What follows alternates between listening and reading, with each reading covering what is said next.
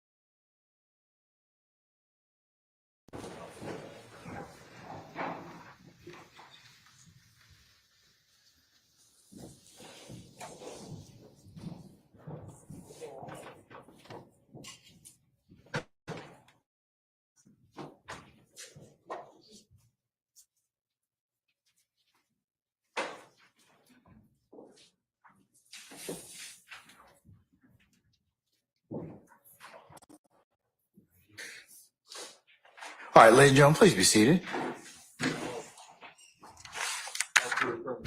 All right, thank you, Sergeant Ingram.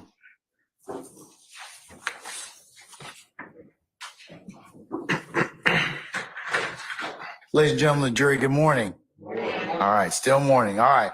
Okay, ladies and gentlemen, we're going to continue with our current witness, Agent Race. You're still under oath, okay? Yes, Your Honor. All right, may continue.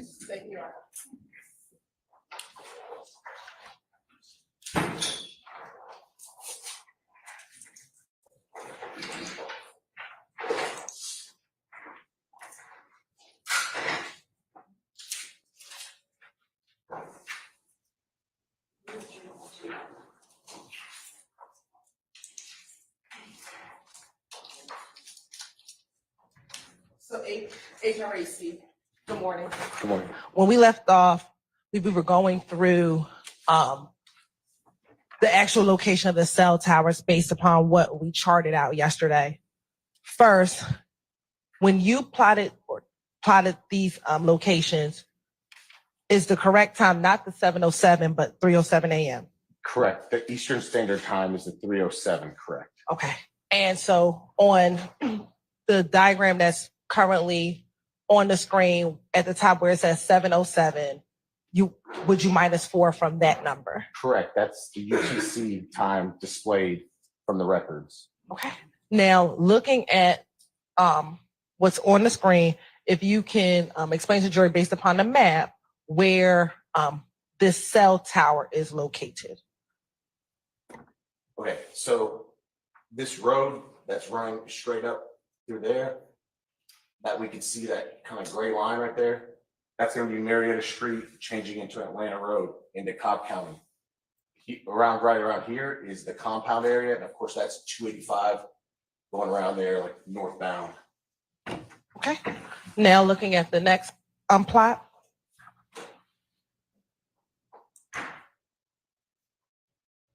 And again, looking at what's currently on the screen, this is State's Exhibit 172, Echo. What time is this plot? So it's displaying 7:14 UTC, so that's 3:14 Eastern Standard Time. And where is the cell tower located? So the cell tower is going to be 285 right before 75. I described it, I believe, yesterday, kind of where the new Battery Braves Stadium is, kind of in that little area there for reference. All right. And again, at what time did the 911 call come in? The 911 call came at 3:14. Okay. So would it be 3 minutes before this?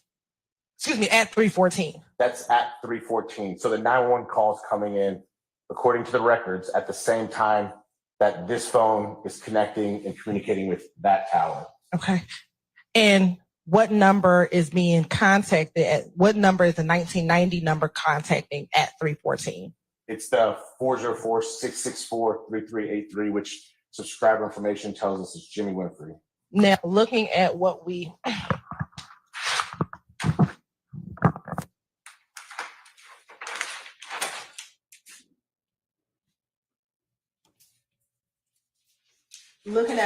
charted out 2 days ago, do you see a corresponding call to 1990 on this chart? Yes, that's going to be our line number 5, but it matches for the 3:14 domesticated for Eastern Standard Time. That phone was at 285 near 75. We described it between Atlanta Road and 75 on 285 and communicating with the 1990, the YSL Enterprise phone. And again, when you are talking about the location, is that the location of the cell tower? That is correct. Right. So at this 3:14 time, both the 3883 number is pinging on a cell tower in the area of 285 and I-75, as well as the 1990 number. I sustain the objections. You can rephrase now. Yes, Your Honor, thank you. At 3:14, are both the 1990 number and the 285 number pinging off towers in the same area? The 1990 YSL phone and the 3383 phone are both communicating with the tower in the same general area next to 285 or near 285.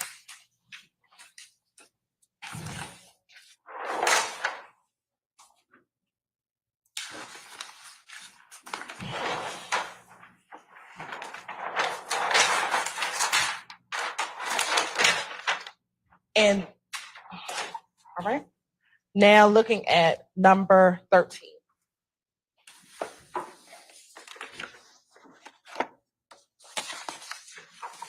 Yes.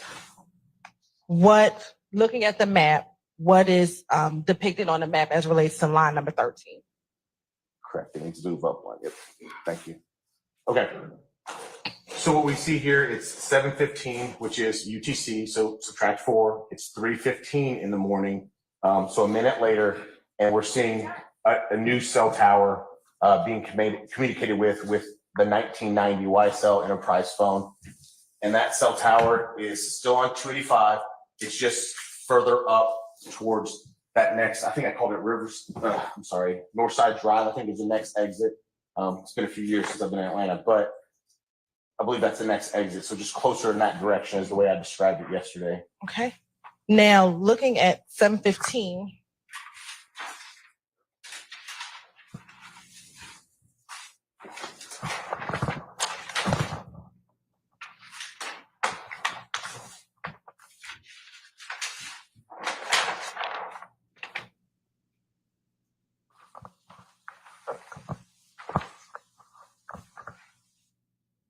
When do you see a call on the 1990 chart at 3:17?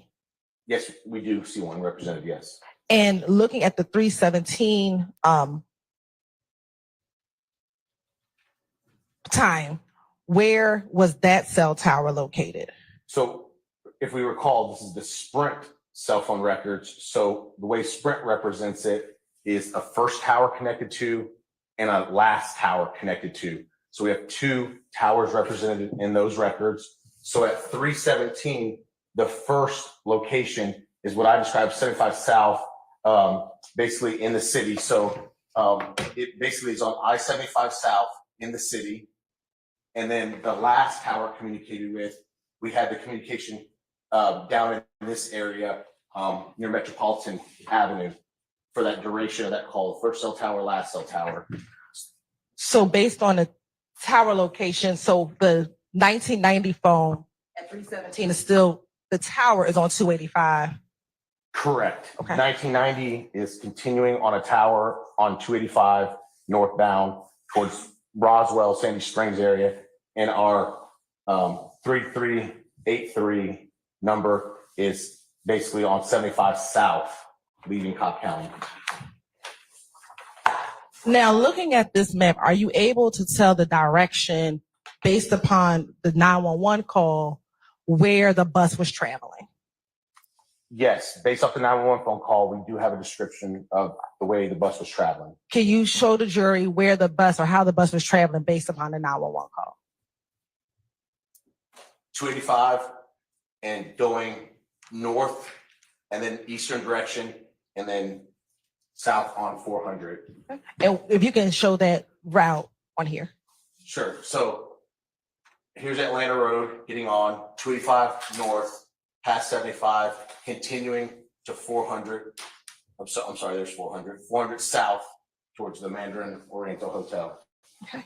And from the 911 call, do you recall when he called 911, where was he at when he called 911? So in the 911 call, the description is 285 on basically 285 traveling northeast. There was basically some trouble because the person didn't know Atlanta, but through the description on the call, we understand that they were approaching Cobb Park. Basic. Your Honor, the 911 call is in evidence. I'm gonna overrule the objection, sir. What did he say on the 911 call? And the speculation. What did he say on the, Praise. sorry, Your Honor, what did he say on the 911 call? They're on 285. We hear coming up to Cobb Parkway, that we hear the description of I-75 in the 911 phone call. Okay, where's that? So again, 285, Cobb Parkway, 75. So traveling that same direction, that northern direction on 285. And I'm sorry, let's just say that one more time for me, at least right now. Can you see the general area of where the Mandarin Hotel is on this map? So it's going to be kind of down in this area right around here. I'd have to zoom in to look at the roads to be 100% exact, but just generally that area there is where in Buckhead is where the Mandarin Hotel is. All right.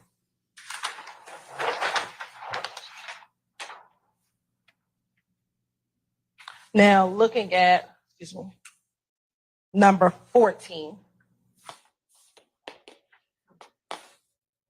What is depicted on the map with number 14?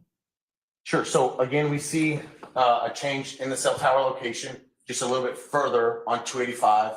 And I describe it as Roswell Road. I believe that's the next road on 285 going now that eastern, kind of northeastern direction.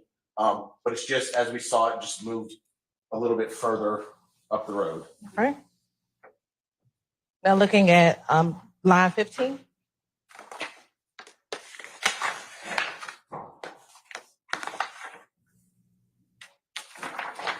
On line 15, where is the that cell tower located? So again, it's on 285. It's just a little bit more further northeast. Again, describing it towards the Roswell Road exit without zooming in on the map. That's my description. Okay. Now looking, and what time was that? 0718 UTC, so that's 3:18 a.m. Eastern Standard Time. Okay. And looking at number 16. All right. What time is it? So that's 0728. So a 10-minute jump forward.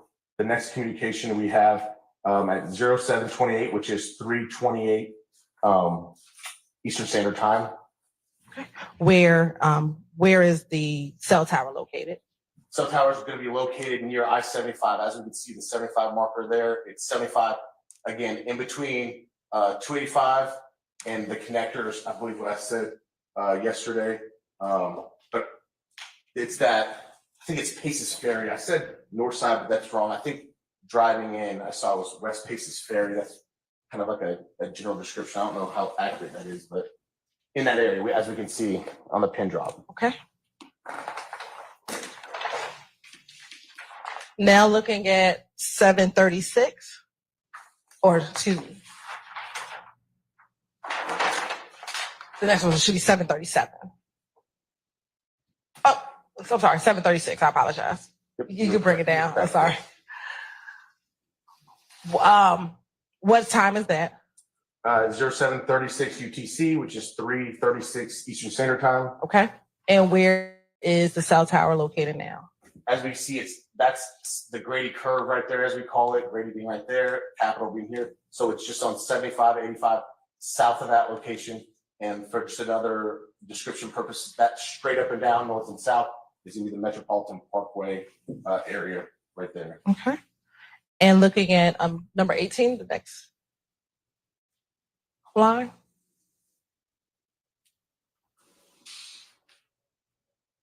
What time is this?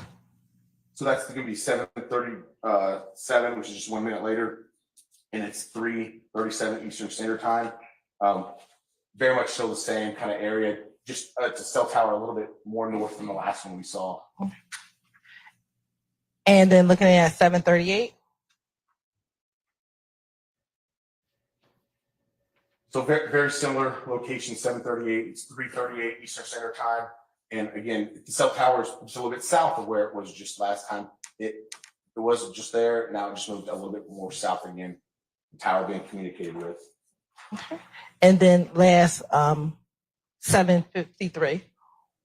What time is that? So 7:53 is going to be 3:53 Eastern Standard Time. Yes. Okay. And where is that location? So it moved kind of away from the 75-85, and now we have it south of 20 and kind of east, excuse me, that would be west of 75-85, and then kind of more towards the, I guess, the Metropolitan Parkway, 20, I-20 kind of intersection there. And again, is that where the vault was located? It's vault's located on Metropolitan Parkway. And are these last few, are the cell towers roughly in the same general area?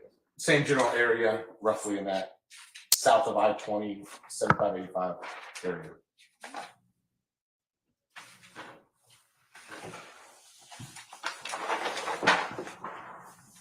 And now looking back at we'll call this the phone number for the Jimmy Winfrey phone number. Okay. At about that same roughly 3:58 time, where is that cell tower? So similarly, which we discussed, I guess it was 2 days ago, possibly now, Metropolitan Parkway. So without having plotting it right now, it's generally going to be in the same kind of area down there with Metropolitan Parkway. And based upon your plotting, was that phone in that same area between 3:58 and 4:27? Correct.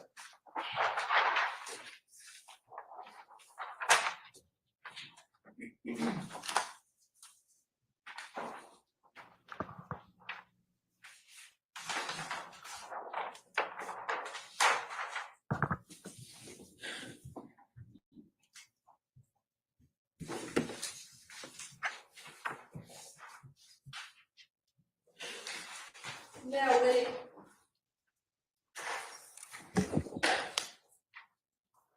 when it came to the plots that you did, did you plot every call on the 1990 record?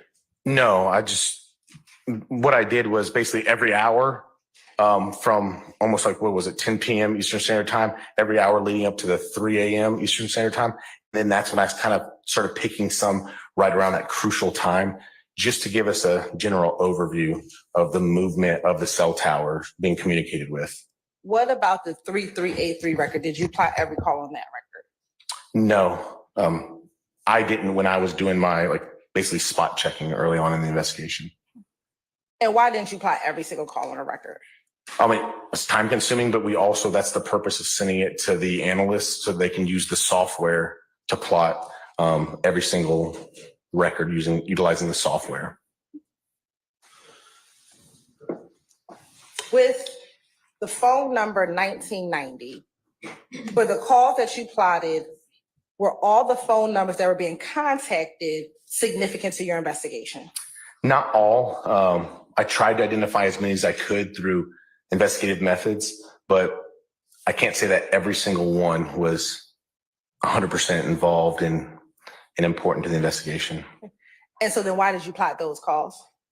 Because we got the location data off those calls from when the phone communicated with that tower. Now, when you receive these records, are you ever able to get the contents of the phone call as to what was said on the calls? No, that's not the type of search warrant that we got, and that it's historical in nature. So when we get this type of search warrant, we get what's called CDR, call detail records. So we know who called who texted who, as in the phone numbers. And then if we request in the search warrant the historical cell site data, which is that location data from the cell phone company of the towers, we'll get that information. But we have no way of hearing content of past historical phone calls.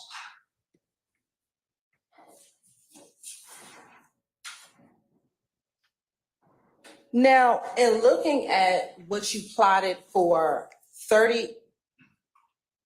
the 3383 number, which we'll call the Jimmy Winfrey number, and the 1990 number, the YSL Enterprise number, as it relates to the compound area, can you tell from the records which number hit a cell tower first in the compound area? I would say that Jimmy Winfrey phone number got to the compound area prior to the 1990 YSL Enterprise phone number. Sir, you have an objection? I do. Basis. Beyond his qualifications and has to be a use of the talent for the rest of my career. I would add speculation. Go ahead. I can rephrase it. I'll sustain the objection. Based on the cell tower that you plotted, which phone hit a cell tower closer to the compound first? The 3383 Jimmy Winfrey phone or the 1990 YSL Enterprise phone? 3383 Jimmy Winfrey hit the cell tower closest to the compound first.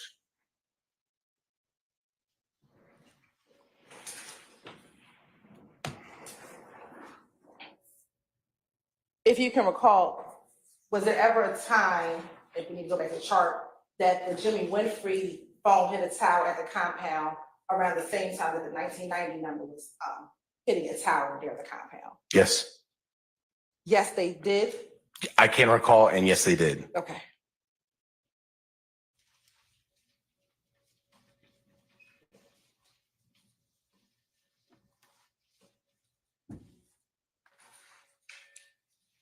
And when did the 3383 phone hit a tower going towards 285? Yes, Did the 3383 number hit a phone going towards hit a tower going towards 285 around the same time that in 1990, the 1990 number hit a tower going towards 285? yes, we saw that in the records.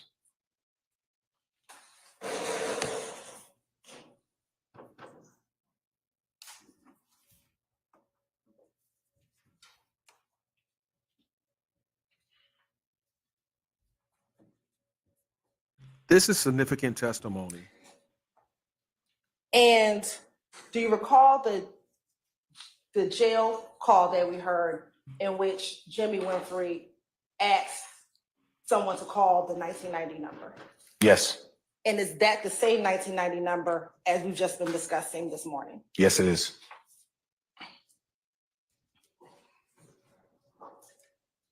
And is that the same call where female answered the 1990 number first Correct. and then passed the phone to Mr. Williams?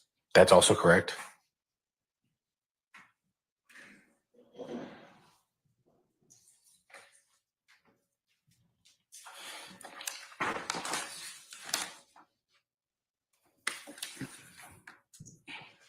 This is powerful testimony because now they're showing that there was communication that night. What I In said your earlier, investigation, or during the course of your investigation, excuse me, this would be a powerful piece of did information. you do any online searches for any information that was assisting your investigation? Absolutely. Why did you look on the internet for information regarding your investigation? First off, I was trying to learn of basically the dispute, the conflict, whatever was going on, as described by Atlanta police. So I was trying to do my own research. I was also just trying to gain information and knowledge about the involvement of the parties that were involved, and also because we find evidence. Sir, I objection. will object to the Basis. parties who are involved. Overruled, sir. Go ahead. Yeah, so continuing on, basically at times, suspects, criminal defendants, offenders, whatever you want to title them, post information that could be useful as evidence on social media as well. And were you able to find anything on the internet that assist you with your investigation? Yes. The items that you found on the internet, what were the sources of that information? I looked at Instagram, Facebook. I looked at YouTube. I looked at just general Google searches, just Googling names. I was just generally querying anything and everything that I could to get information back. And when you saw information that you thought were relevant for your investigation, what did you do with those? What did you do with that information? I tried to preserve it to the best of my ability. And how did you try to preserve it? Whether it was a screenshot, whether it was downloading a YouTube video, whether it was actually sending a preservation request in to the service provider, whether it be at the time Facebook, Instagram, now it's Meta, but just sending a preservation request in and then getting legal process later if I needed to do so. So I was just trying to collect it by any means at my disposal. Now, with some of the videos that you pulled, did they sometimes come from bloggers? Yes. Mm-hmm. And can you describe for the jury generally when they came from bloggers, what were the bloggers doing? Objection, hearsay, I think. Yeah, I'm asking what did they say? I'm over the objection, Mr. Steele. Without saying what any of the bloggers said, what were they doing? What were they doing? Overruled, sir.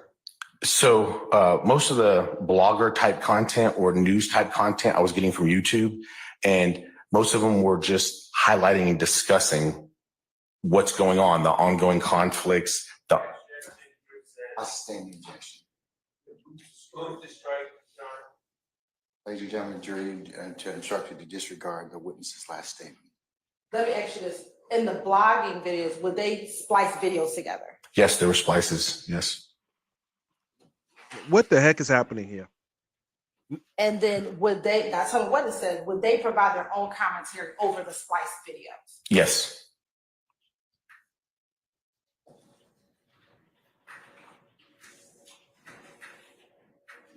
Why did you get that type of video? Why would you pull that video from yourself? Overrule, sir. Well, it's basically like a force multiplier. Other people are going out and scouring the internet for information. They're compiling it, and then I can go to one source and get that information. So instead of having to go to this webpage or this social media post or this page, someone else is kind of doing the work for me. I just download it from one source. Wait, this is a problem. What's the basis of your objection? Well, you cannot speak your objection. Just tell me what the basis of your objection. It's total speculation, right here say. I'll overrule your objection. Personal knowledge. Overrule, sir. Wow. You may answer, sir.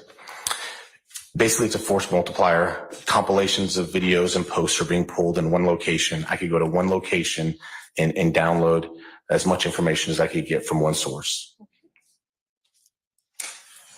And in preparation for your testimony, have you been able to review at least two of the videos that you pulled based from your investigation? Yes. I mean, this is a First, problem. I'm going to show you what's been already admitted. It's State's Exhibit 118 Echo.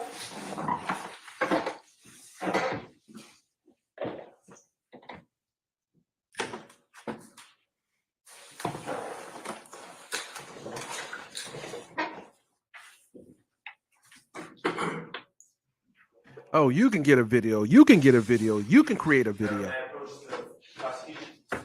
Sure.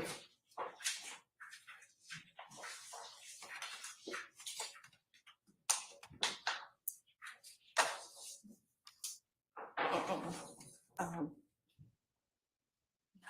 think it should be just.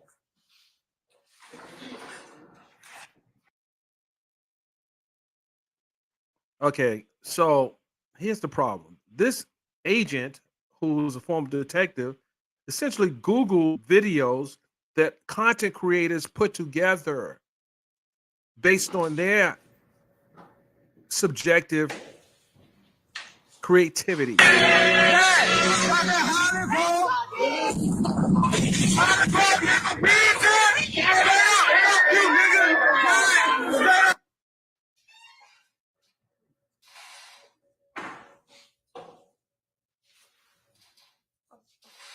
You go back a little. Well, let me ask while we're getting it up. Is this one of the videos that you pulled from social media? Yes. And is this one of that third-party blogger site that you pulled it from? Correct. Okay.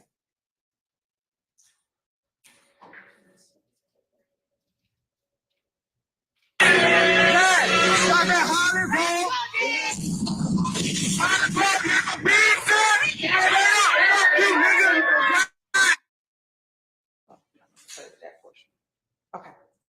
Looking at State's Exhibit 118 Echo, during the course of your investigation, do you know who the individual is that's paused on the video? Yeah, the subject that's to the front of the video with the blonde or yellow tip hair, orange hair. Yeah. I know him as Duke. No, I'm Correct. And do you know who he's on the stage with? Yes. The person who's kind of behind him right now. Yes, that's Jeffrey Williams. And when was this video? That was on April 25th, 2015. And in this video, where's this video? Like, where are they? So they're in Louisiana, in Baton Rouge at Southern University. Okay. And does this number, 5790, does that come back to an individual YSL Duke? That's correct.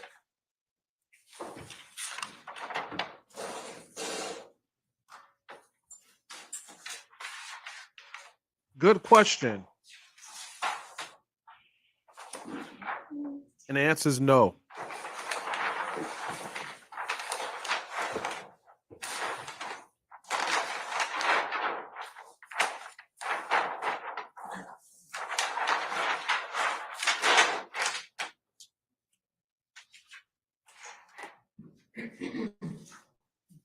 Do you see that number on here? Yes. At what time On here being, on here on the chart? Do you on see here being what? the chart. Okay, all right. On the chart, do you see the number 5790? I do see it on the chart. Yes, ma'am. What time does the 1990 number contact the 5790 number? Yes. Okay, at what time? We see it at 0707 UTC, which is 037 AM Eastern Standard Time. And looking at the actual record, do you know if that phone actually connects and at what time? In whichever. It'll be the item is easier. 19. Oh, okay. Right now, he's gonna be looking at the demonstrative, which is gonna be Stacy's exhibit 172. Stacy's exhibit 139 echo.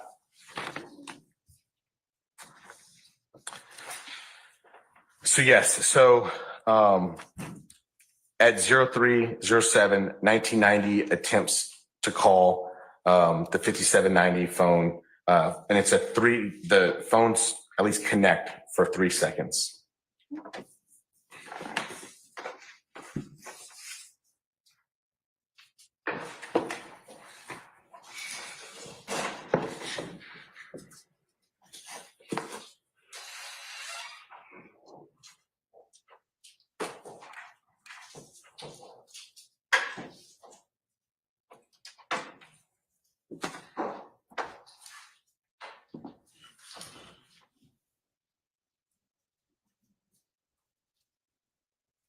And is that looking at 139 Echo Charlie depicted on 139 Echo Charlie? Yes, it is. Now, on 139 Echo Charlie, based on the actual record, are there 2 actual entries at 307? That's correct. There's 2 lines that indicate as such on the records. And Ms. Knight, can you put the map back up for this line? For the 307 line?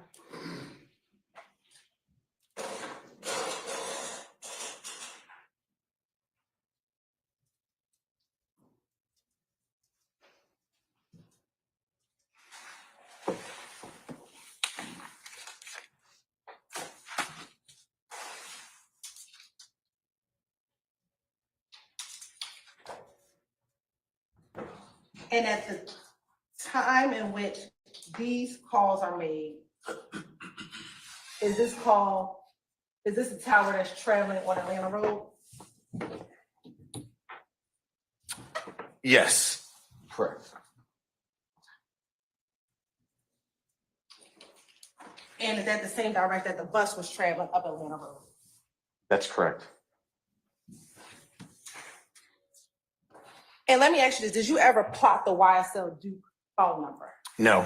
Why not? The YSL Duke phone number, I only got a subpoena for. Therefore, I did not get location information because it was a subpoena versus a search warrant where I could get location information from. Any reason why you only got a subpoena for that record? Oral, sir. At the point in time when I was getting the search warrants, the importance of it I didn't understand the importance of it at that point in time. What did you just say?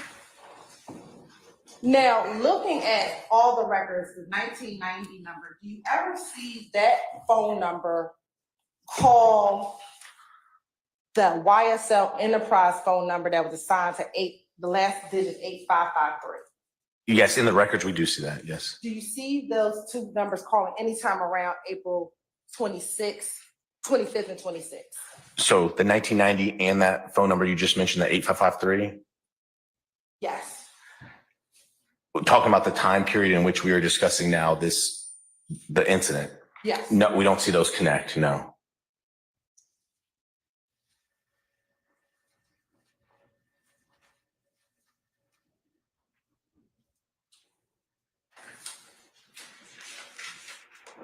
But we do see that number calling the YSL.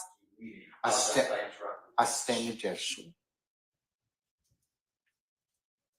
Do we see the 1990 contacting the YSL Duke during this time period?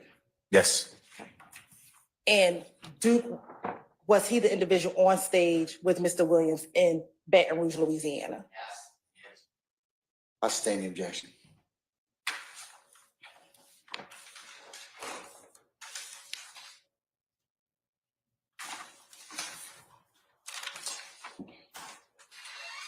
You can take that down for me.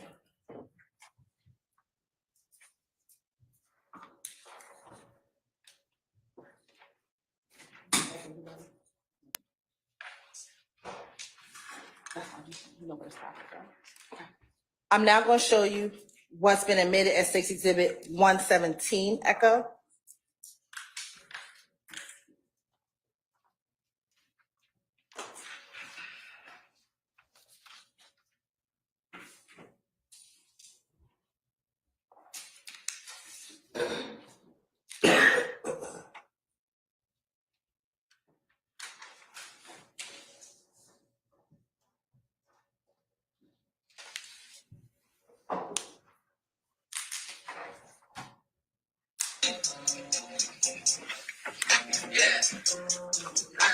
Yeah, YSL. Carter 6 coming out Friday, first show. New Orleans, Holly Grove. Fuck, nigga. Meet me there, better yet. Beat me there, you did. With them dicks, too, nigga. Yeah. Can't name the mixtape Carter 6 because these fuck ass niggas trying to sue. Shit like some hoes. Big old blood, so I'm going bar the 6 on the fucking way. Now, is that one of the videos that you pulled? Yes, I pulled that video. Now, from where did you pull that video from? I mean, from YouTube, from the internet. Was that one of those blogger videos that we talked about earlier? That's correct. And when you pulled the video, did that video already have the videos kind of spliced together as you discussed earlier? It was already spliced together by them. Correct. Yes. And let me ask you, So is there a the portion video of that could have been video- taken out of context. Yes. from what we see? What portion of that video is not being shown? Commentary. And who was that commentary from? The blogger, the person that posted the video.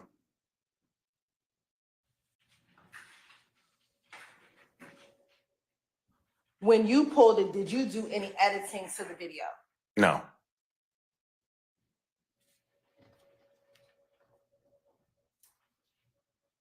Did you add anything or did you remove anything from what you pulled from the YouTube site? I'm not that tech savvy. I just downloaded it. I stand objection.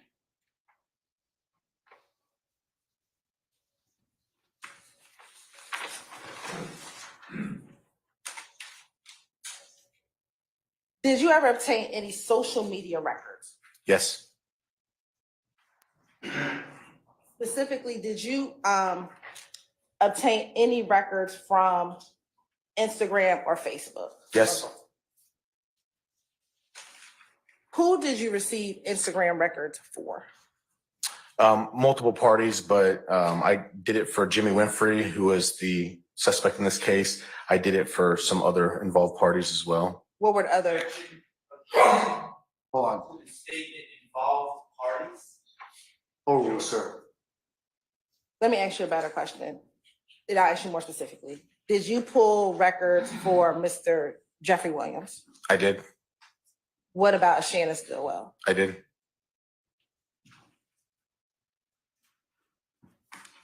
Were there others outside of these three? There- I stand objection. Sitting here now, do you recall the handles for each of the Instagram records? Miss Jimmy Winfrey, Jeffrey Williams, and Shannon Stillwell. Oof, I could probably name a couple of them. Yeah. Okay. Do you recall it for Jimmy Winfrey? He was Pee Wee, aka Roscoe, I believe, on at least one of them. What about Jeffrey Williams? You would ask me that. I'd have to refresh my memory by my report. Okay. Yeah, I have to refresh my And memory. what about Shannon Stillwell? Do you recall? I think his was OG Bull. I think I remember something like that for him.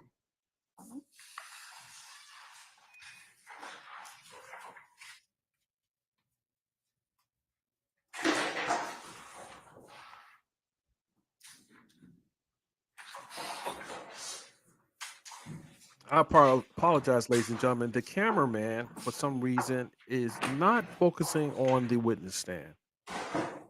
This sometimes happens when you don't hit the switch button to switch from the podium to the regular shots. Let me see if I can get the camera to move. Stand by.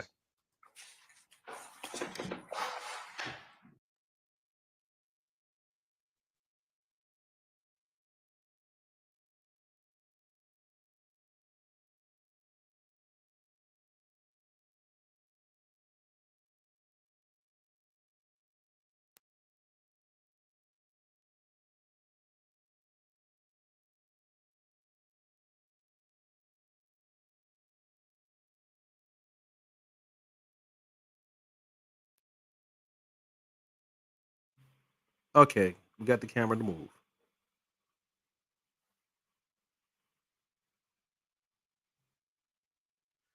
Sometimes when you're recording the pool footage, and the way the setup is, you have to switch from the monitor that's in the courtroom to the actual shots of what's being focused on by the camera. So we have two cameras. We have a virtual and we have a physical camera that switches back from the monitor to the camera, which shoots the courtroom. There's some technical stuff.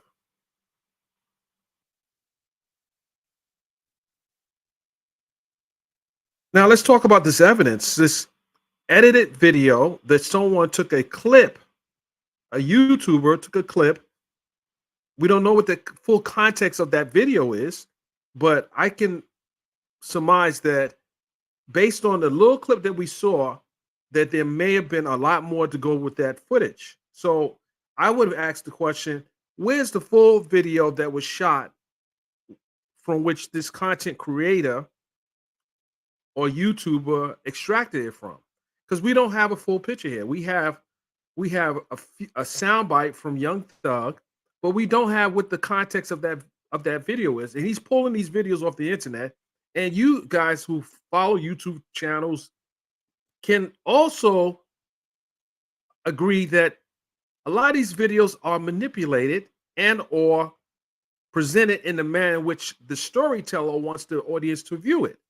So this detective is not tech savvy, as he stated, or the agent, but he's showing a video that has been extracted from a full video. We need to know what the full video was and not just a part of it. You know, he could have said, I shot the sheriff. But then the full video said, but yeah, that's only from a song. He didn't really shoot a sheriff. You know, so I shot the sheriff, but I didn't shoot the deputy. So my point is, we need more context to this video and not just an edited video that has commentary by the. We don't. Here's the other problem. What was the commentary that the content creator had that was part of that video? What was the commentary? We don't know what the commentary was. So if you're trying to lead a person with a video, give us the full video so we can know what the content of the context of the video was. Because the content creator could have said, oh, no, he was just talking crap. It was just nothing. But you don't want that played in front of a juror if you're the party trying to create a narrative for a particular clip. Put a one in the chat, ladies and gentlemen, if you understand where I'm going with this, because at the end of the day, we need to know what the full context of the video is and not just a clip of Young Thug saying something. And these guys are entertainers. They know they're being recorded. So they're going to say whatever to, you know, spark the interest of their fans.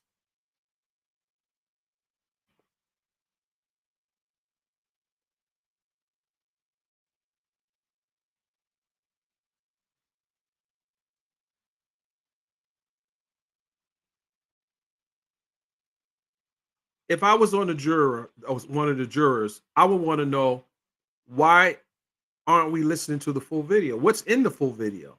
Why show a part of the video? Who's the author of this video? Who's the cameraman who shot this video? Who was the person responsible for uploading this video? Who was the person that did the color corrections on this video?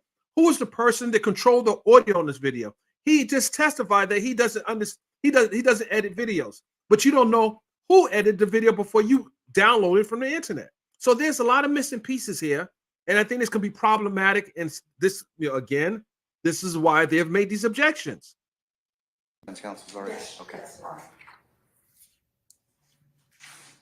I'm going to show you what's been marked as 163 Echo, 163 Echo Alpha, 163 Echo Bravo, 163 Echo Charlie, and 163 Echo Delta, and 163 Echo Echo, and 163 Echo Foxtrot. So first take a look at those, tell me if you recognize the right one.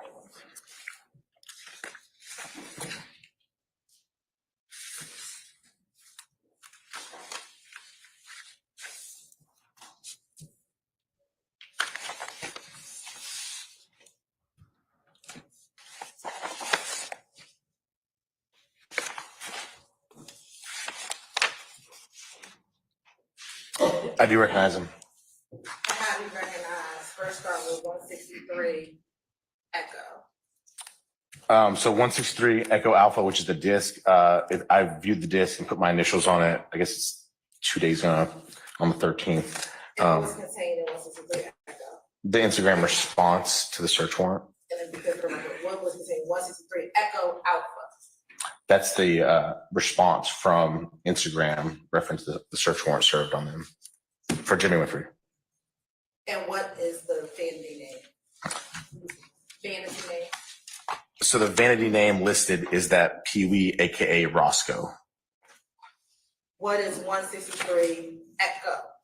163 Echo is the business record certification, is what we call it for the records. Now it's 163 Echo Beta. Bravo. Excuse me, Bravo through Echo Echo. Echo Foxtrot. Oh. Is 163 Echo Echo Echo Bravo Echo Echo X. Sorry. Is 163 Echo Bravo through 163 Echo Echo excerpts from the record Correct, yes. contained in 163 Echo. Correct. All right. And it's 163 Echo Foxtrot, the subscriber information. Yes, that's the page that contains that, yes. You're right. This time the state would like to tender 163 Echo, 163 Echo Alpha, 163 Echo Bravo, 163 Echo Charlie, 163 Echo Delta, 163 Echo Echo, and 163 Echo Foxtrot as evidence. Any further objections on behalf of any councils that have otherwise not been previously noted? To the extent that the written materials are admitted, I don't have any objection. Any extraneous things that may be on the disc. We talked about that yesterday, and I've noted your objection to that or your concern. Okay, anybody else? This is Mr. Winfrey. Yes, that's the one. Your Honor, I will object if he's not here to hear. Overruled, sir. And I would like to join in. Overruled. States 163 Echo, Echo Alpha, Echo Bravo, Echo Charlie, Echo Delta, Echo Echo, and Echo Foxtrot are admitted over objection with the court's earlier caveats. May be published as you see fit. Before we do that, though, we need to take a comfort break. Okay, all right. Ladies and gentlemen, let's take 10 minutes, okay? All right. All rise.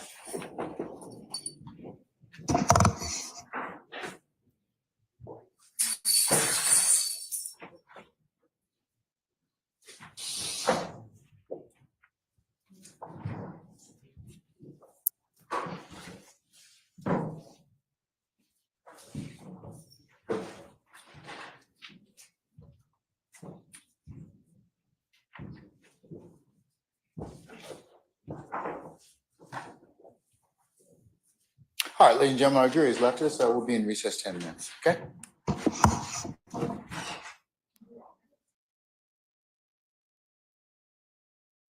Well, it does appear that the judge has to run to the restroom.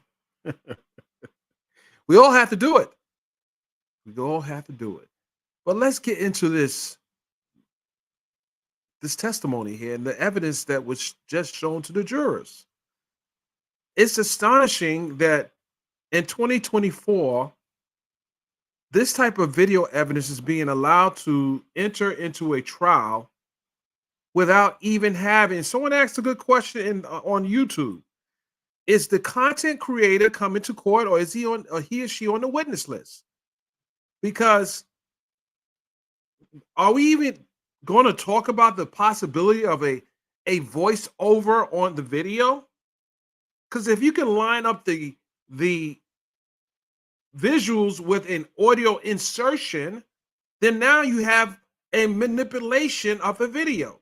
We do not know, ladies and gentlemen, if this video has in fact been manipulated, but we do know that while he says it's not technical, they sliced out the part where there was commentary in this video. So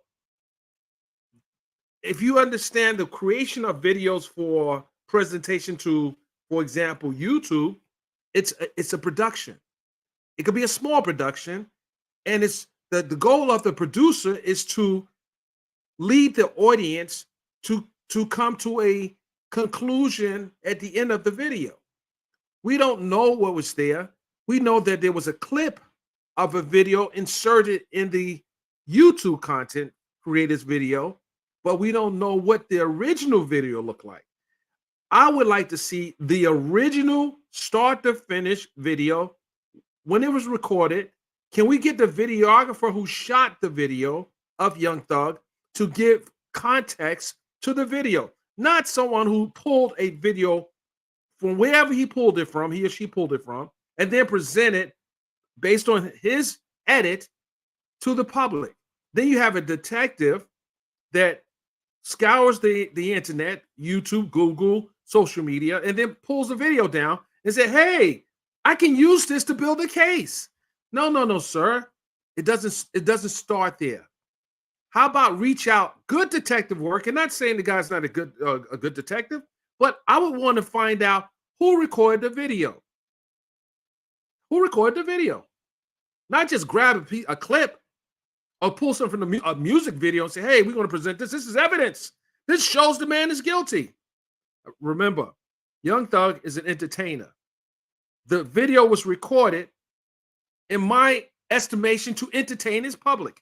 So all I'm saying is we just can't be satisfied with a clip of a bigger picture. We have a part of a picture. We don't have the full picture. We have someone giving testimony that he pulled this video, but he can't even testify that he knows what was the original creator's intent when he shot the video and what was going on there. Bring the videographer. If I shoot video, you can rest assured if I'm being called or my video is being called to use for evidence, I would say that you should probably bring me in to explain what was happening when I shot the video. Is one of the questions I would ask is this the complete scene from what you shot, or is other things missing? And then the other question I would say is, do you have the original file from this video? So there's many things that is missing, and I think this is going to be a problem down the road. I think the ruling was I didn't know how they was going to present the evidence, but I think that not bringing in others to explain the video is going to be a problem, because what can happen when the defense is going to put their case in chief up, not that I'm saying they're going to call Young Thug to the stand, but Young Thug may have a different story about what was said in this particular clip and what was the purpose of what was being said. He can say, hey, I was shooting a video. And they didn't even present the whole video. They just presented a piece of what I said. But there's a bigger picture. I don't want to, to beg the issue, but I'm just saying that this is kind of problematic if we want to be honest. If we really want to be honest. And if you guys disagree with what I'm saying, feel free to challenge me on it. You can put a comment there and we can talk about it. But as it stands, this is not acceptable. It's acceptable to the judge, but it may not be acceptable to the jurors and the defendants. And let's see how this plays out. Let's see how this plays out.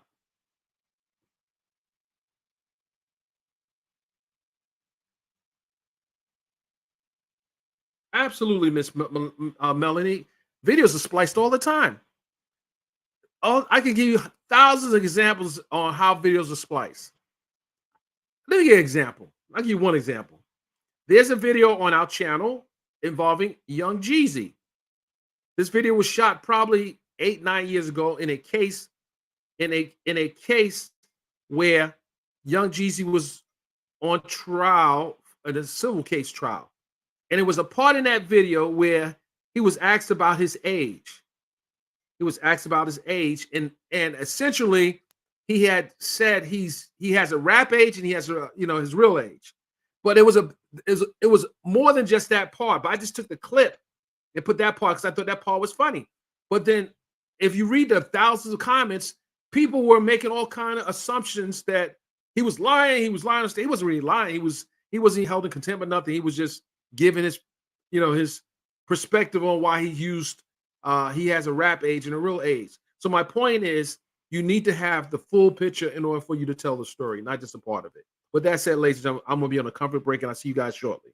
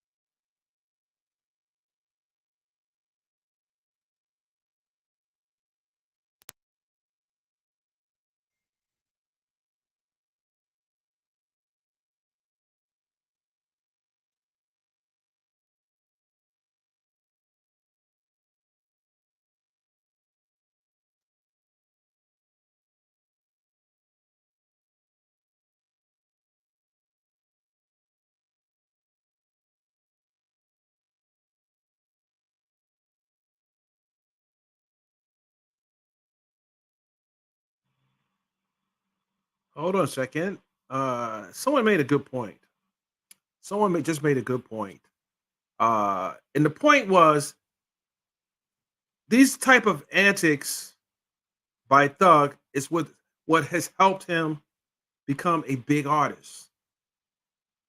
Wearing dresses, there's so many different artistic expressions that he's done that has helped his career. But it appears in this clip, they're trying to make this clip appear to be more sinister, more diabolical. But we don't know. Let's see what the response is on the cross-examination.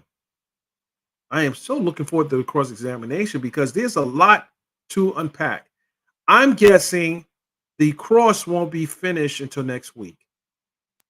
I'm guessing this won't be done until next week because this agent has said some significant things. And let's talk about the cell phone towers and how it was being tracked on 285, heading north and heading south when the bus was making moves, and then the other phone was lead back to YSL Enterprise. Let's unpack that later today, and let's discuss why that is a significant piece of evidence and how that may show a correlation between the shooting and the communication that Winfrey was having with Thug. So we'll go back and look at that clip and let's see if there is in fact a connection based on the timing. Back to my comfort break.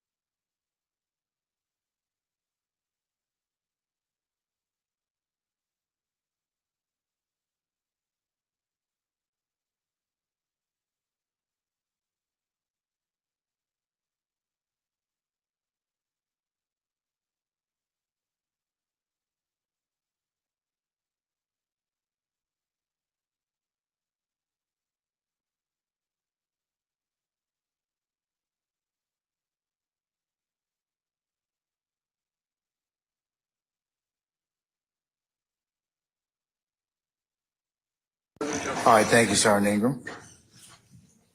All right, madam, you may continue.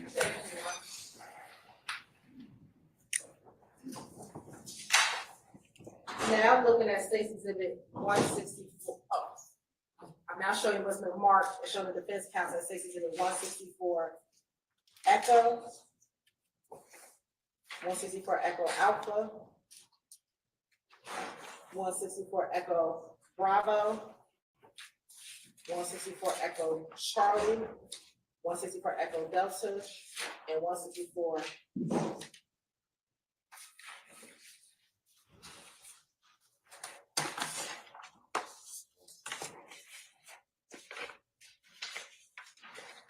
(164 Echo Echo) and 164 Echo Foxtrot. Tell me if you recognize those exhibits.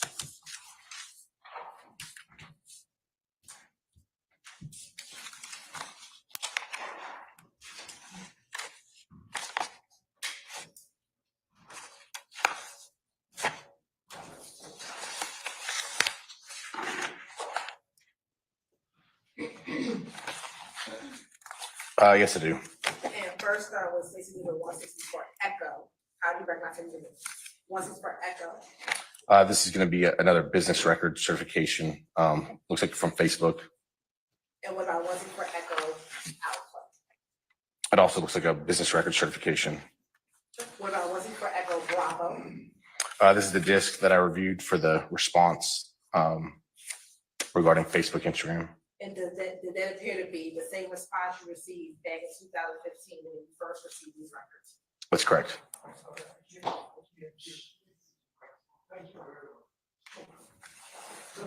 Goes both ways, Mr. Harder. Please use your microphone.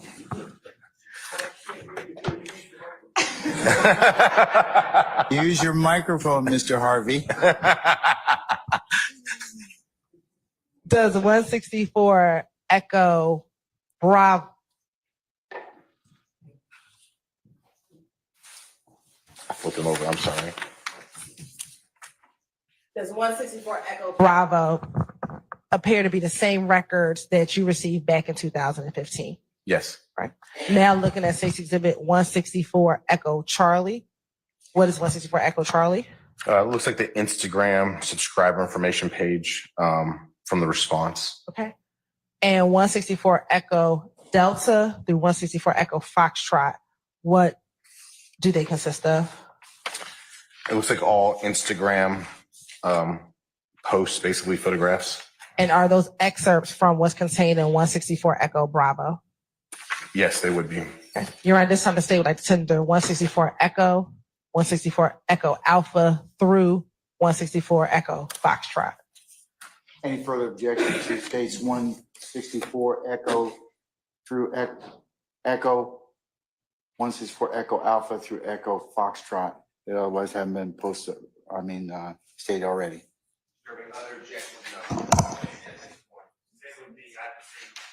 Okay, they're admitted, subject to the court's early ruling and over objection. Thank you, Your Honor. Be published as you see fit. And then last, looking at State's Exhibit, I'm now handing what's been marked as State's Exhibit 165 Echo and in 165 Echo Alpha and 165 Echo Bravo. Do you recognize those three exhibits? I do. How do you first recognize State's Exhibit 165 Echo, 165 Echo? So that's going to be just a business record certification from now it's called Meta, but Facebook, Instagram company. And looking at 165 Echo Alpha. That's going to be Shannon Stillwell's Instagram response, the disc that I signed on a previous date. Okay. And is that from the same search warrant return you did back in 2015? Correct. And now looking at State's Exhibit 165 Echo Bravo. This is going to be the subscriber page from that response. And do all of those appear to be a fair, accurate records from what you received back in 2015? They do. At this time, the state would like to admit State's Exhibit 165 Echo, 165 Echo Alpha, and 165 Echo Bravo into evidence. Any further objection to states 165 Echo, Echo Alpha, or Echo Bravo? Otherwise have not been stated already. Okay. All right, they're admitted subject to the court's earlier ruling and over objection. In the future, if they come up. You can raise another timely objection depending upon what's presented, okay? All right. First, I'm gonna start with 164 Echo. And just confirm, it's 164 Echo Bravo, the subscriber information. So 164 Echo, and then 164 Echo Bravo. Okay, that's the full disc. Which exhibit is the subscriber information?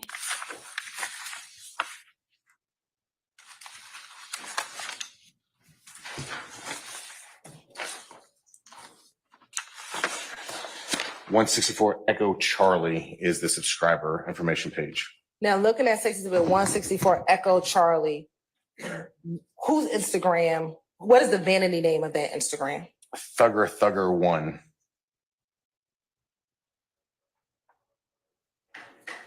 And does it have an email address associated with it? It does.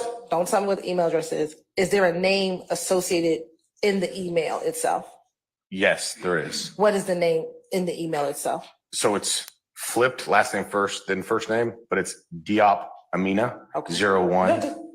Don't give me the Oh. email. Just, is there a name? Yes. All right. Now I want to publish for you 164 Echo Charlie.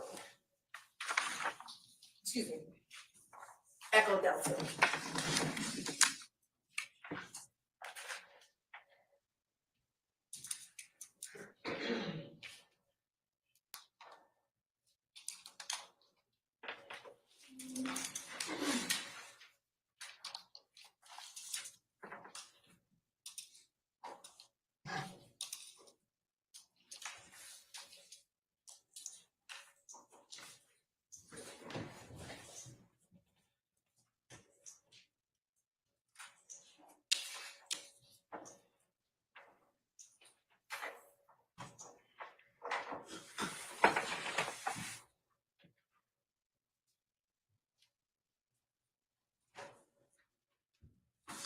Of course it's over.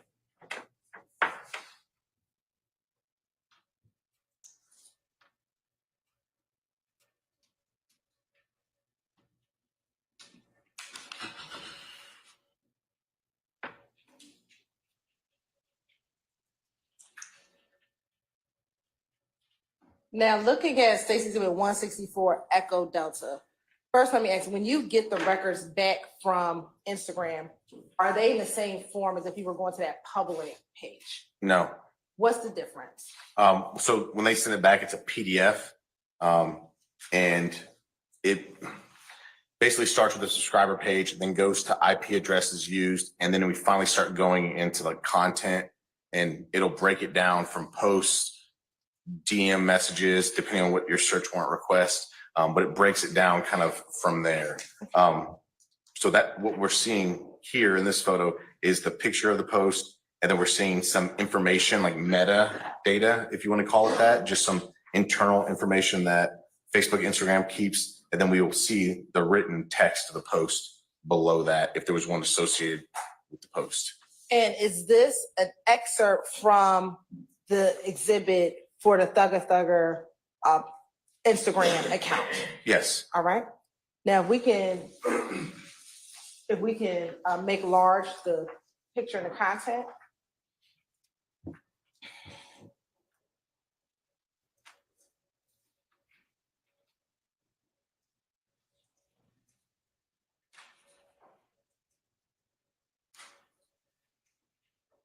And when you were speaking of the meta or the data information, is this the information that's contained at the bottom of the image?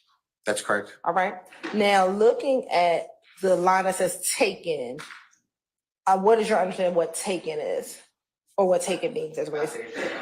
I stand the objection. Have you had training in reading Instagram records? Yes. Okay. And have you learned about what the different data information or meta information that's on the bottom of that picture? Sure, yes. Okay. And in that course that you received training on, did you learn or understand what that line is? Yes. What is it? So that's basically when the information is being uploaded. So we have the date created and we have a date taken. So basically they're taking the information. If your photograph has any metadata within it and you upload it, it'll kind of pull that, whatever information Instagram is getting.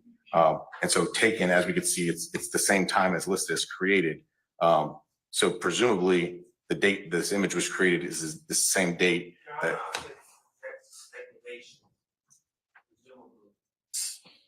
I'll stand it as the form. You can rephrase. Sure. So based on your understanding in your training of the date taken versus the date created, is that on the same date? Your Honor, I'm going to object.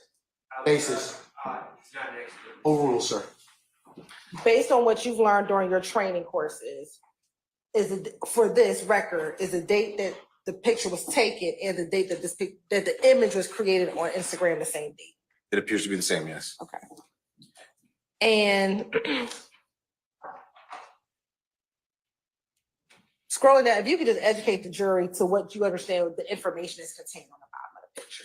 So ID is going to be an internal number for Instagram, Facebook. Then we have the taken, which we just discussed. Status is active, means the post at the time of the search warrant was served on them. This post is still active. It's still live. We then have the URL. So if we punch that into a computer URL, it would take us to that page.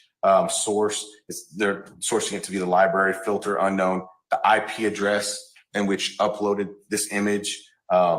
Is it published? True. Shared by true. So is it published on the page? Is it shared? It looks like it true. And then again, we have another ID, and then we have the date created as I stated. Status again is kind of reiterating it, active.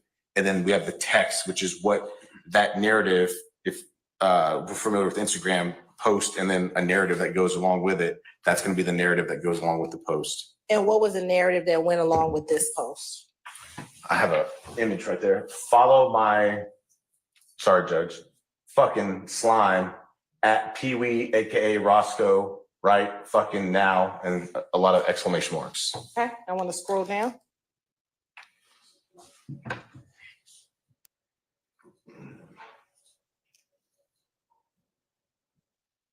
You can scroll up a little more.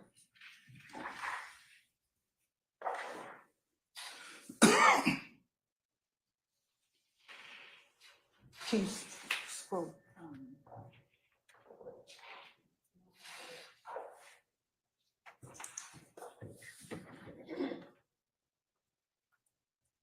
Okay. Are you able to see that last line at the top? Yes. Okay, what does it say? There's a hashtag or a number sign, please, exclamation points, and then some images or emojis that Instagram couldn't capture in their text, photo by, and then at real wish.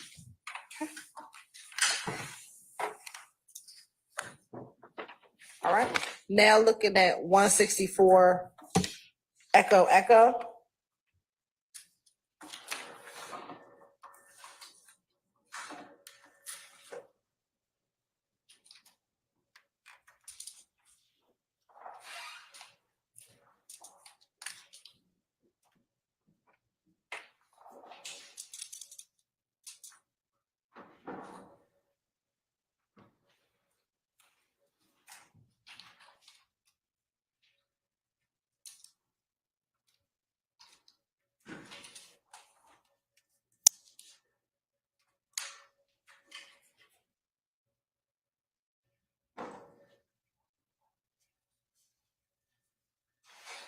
Just scroll into the data at the bottom.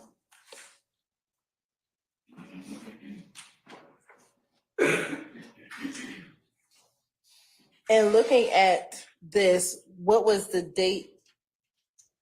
What's the taken date? Yes, so the creating and taking date are going to be the same in this image as well. And the date is June 14th, 2015. And is there a text that was associated with this Instagram post? Yeah, the hashtag free Roscoe till he free. Okay. And who is in this photo? That's Jimmy Winfrey. And also looking back at, well, not having to go back, in 164 Echo Delta, who's in that photo? Jimmy Winfrey. All right. Now publishing 164 Echo Foxtrot.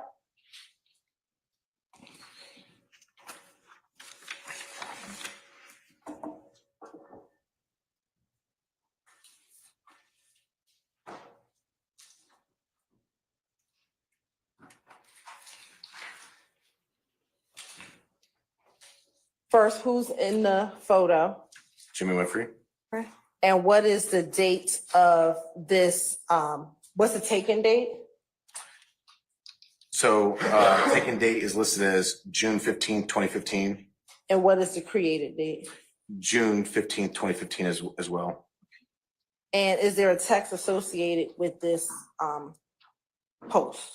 Yes, so we have the little rectangles again. So it's emojis that it can't capture in this text.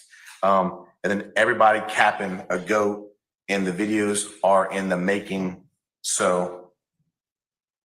And you said everybody capping or caption? What did you say? Caption. Okay. And do you see more to that text? Yeah, there's a little unmute image on my screen. Make sure you tag me in them so I can repost them all. Again, the rectangle, so there's an emoji that this text can't create. Photo by @Goddess Dora. Okay. Now, in looking at these two, this 164 Echo Foxtrot and 164 Echo Echo, were these two of significant in your investigation?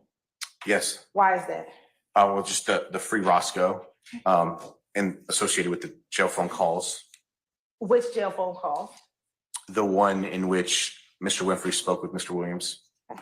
And it was at the call where they were discussing the free Roscoe campaign. Correct. Do you recall what date that jail call was? Not off the top of my head. We're looking at a copy of your report. Help refresh your memory. Sure. Yes. I'm gonna direct you to page 103.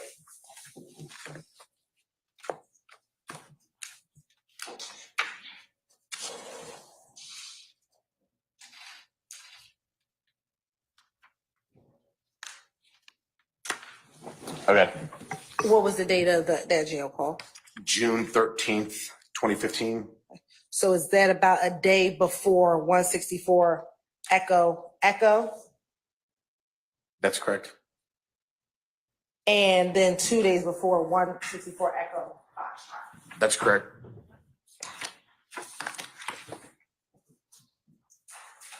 And is that same call that the 1990 number is called in order to speak with Mr. Williams?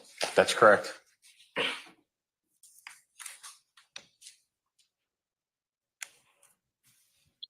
Now, let's look at 165.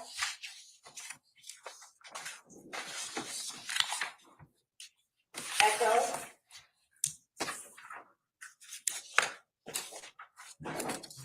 And specifically 165 Echo Bravo. If you could just tell me, what is the vanity name on 165 Echo Bravo? That OG Bull. And is it OG Bulls or OG something? There's an underscore, OG underscore Bull. And what is the name associated with the email address for that record? It's Shannon Stillwell. It's just flipped. So last name first, then first name. Now looking at 163 Echo. Okay. I think we're going to have a lunch break in the next 10 minutes. Yes. Looking at 163, we can now publish 163 Echo Bravo. And while that's being published, whose Instagram is this? 163 Echo Bravo. That's going to be Jimmy Winfrey's. And what was his vanity name? It's going to be that Pee Wee, AKA Roscoe.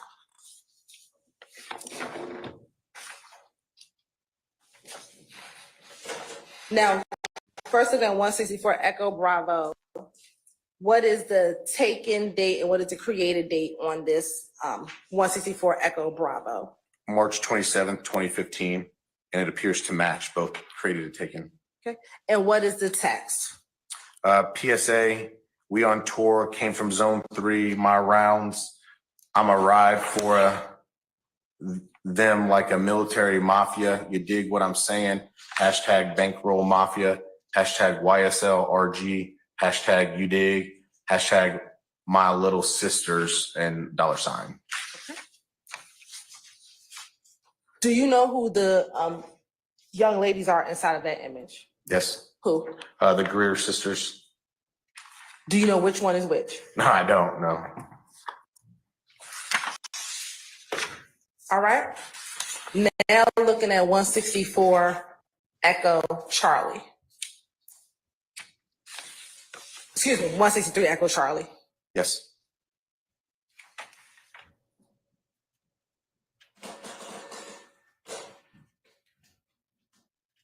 Now looking at 163 Echo Charlie, who is captured in that image? Jimmy Winfrey. Right. And what is the take-in date and what is the created date? April 20th, 2015. And then what is the text? Keep your mouth closed when the dawn speaks. Quiet storm more powerful than yo tongue. Fool bankroll mafia, you dig? YSL RG, hashtag human goat, hashtag Atlanta, hashtag da dawn, hashtag yo bitch love me, hashtag I can't wait, hashtag you dig what I'm saying, hashtag youths fucked them, Okay. USZ, and then the F word, dem, DEM. Okay. Looking at 163 Echo Delta. Okay.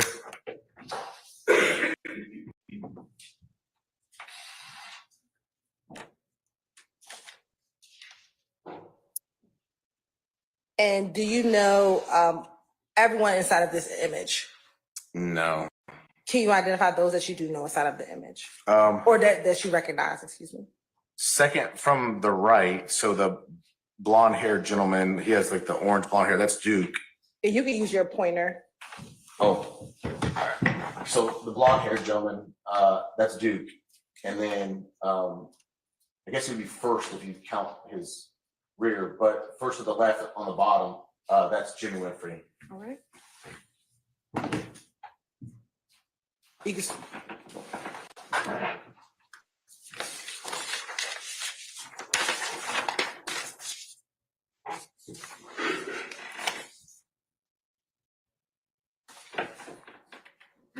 and is there a date that is taken? April 17th, 2015. Okay. And I know there's some language in the text, but not saying everything. Thank you. What is no problem. What is the text? TBT with my in, we in no repping everything we believe in. You dig, Hot Boy, Cheech Lock, Yak Gotti, Duke. And then we have again some emojis that the system text doesn't recognize. And then we have at Birdman 5-star. You dig what I'm saying? Bankroll Mafia, YSL, RG. All right.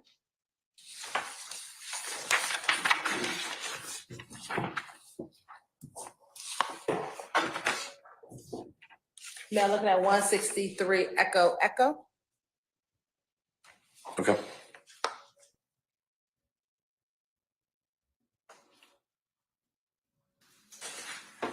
Now what's contained in 163 Echo Echo? A white Camaro Z28. Okay. And was this significant in your investigation? It was. Okay. Why was this particular caption or excerpt relevant in your investigation? Well, it's the white Camaro that we later find, but it's also posted on Jimmy Winfrey's Instagram on the specific date, which is the day before the shooting incident. So it associates him further with that vehicle that's registered in his deceased uncle's name. And what is the date that it was taken, and what's the date that it was, excuse me, let's say taken? April 25th, 2015. And we're gonna scroll down slightly. And that the same as the created date? It is. And what's the status? The status says deleted by user. It was that significant to you? Yes. Why? Well, the picture was deleted by the user for a particular reason. When you were first doing your investigation, had you ever looked at his public page prior to getting the Instagram record? Prior to getting the search warrant, yes. When you looked at his public page prior to, Do you have an objection, sir? Yes, speculation. I'm going to overrule your objection. You need to form an objection, and that I can recognize. So, okay? I'll sustain that objection. did you look at the Jimmy Winfrey, Pete Wee Roscoe's page prior to getting the Instagram? And that's what I said. How about Yes. that? And when you looked at the Jimmy Winfrey or the Pee Wee Roscoe page, did you see this image when you looked through his public page prior to you getting the Instagram return? I did not see this image between the time that I looked at his public page and the time that I got this response. And is it when you got the response that you saw that this image had been deleted? That's correct.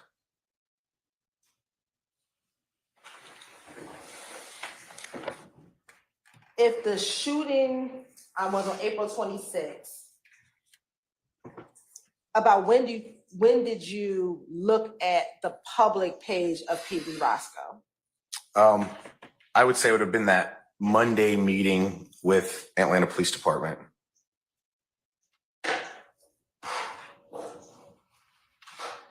Around that time.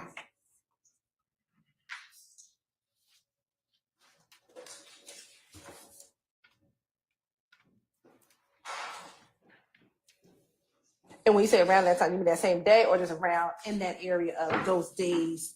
I can't tell you exactly if on Sunday, investigator Dennis notified me of this account or if it was that Monday, but it's that approximate time frame. It would have been immediately thereafter and the immediate part of the investigation. All right. Now looking at 164 Echo Foxtrot. Okay. And that's at the subscriber information. Yes, ma'am. All right. Okay. Thank you. Now, when was Mr. Winfrey arrested for this case? I think it was, I think we looked back, it was like June, like, I have to look again, but it was like June, around the beginning, middle part of June, when he turned himself in.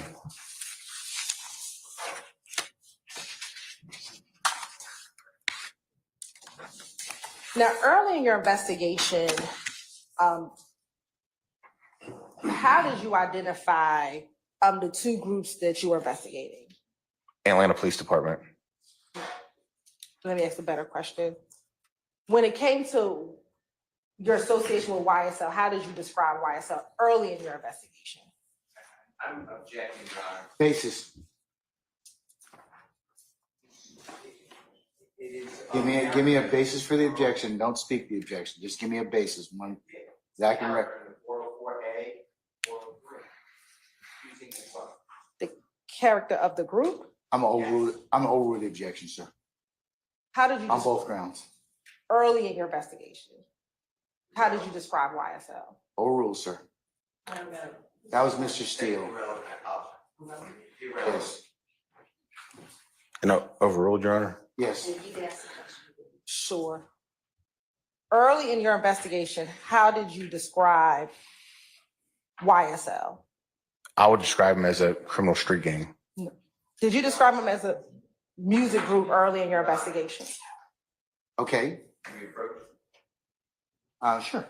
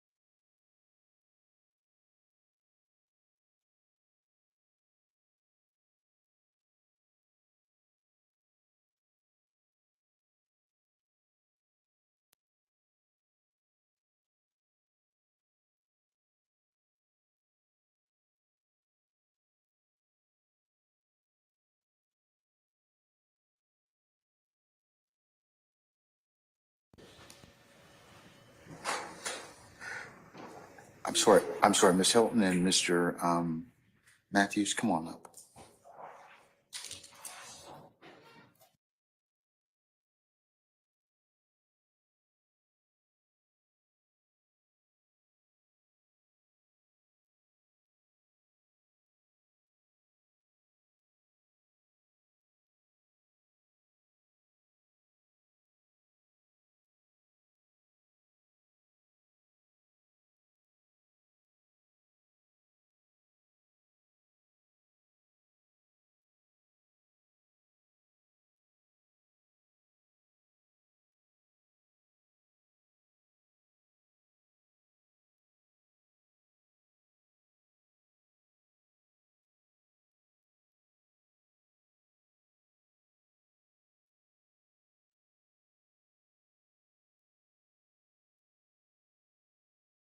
Just so.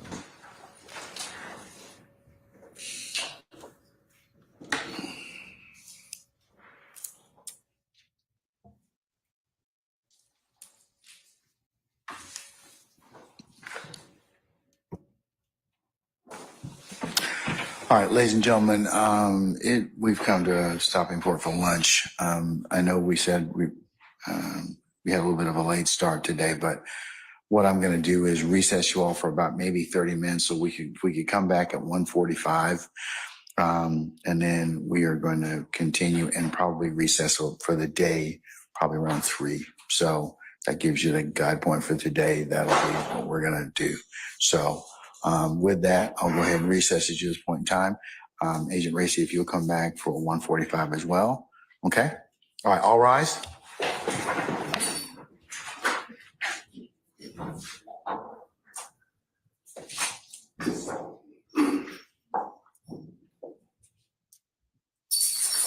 All rise.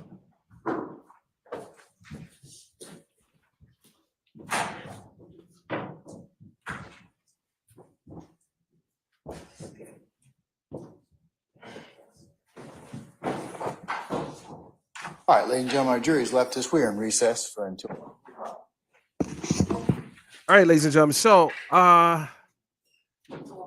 again, this is same story. They're allowing certain things in, and we still have questions. But before that, I'm going to go to New York City right now as we wait for President Trump to come out of his. Hold on, stand by. Let's see if we got a picture of former President Trump. Stand by. Stand by. Okay, so this what you're watching right now is a shot from the Trump Towers in New York. As you can see, you have the security and Secret Service outside. And hold on 1 second here.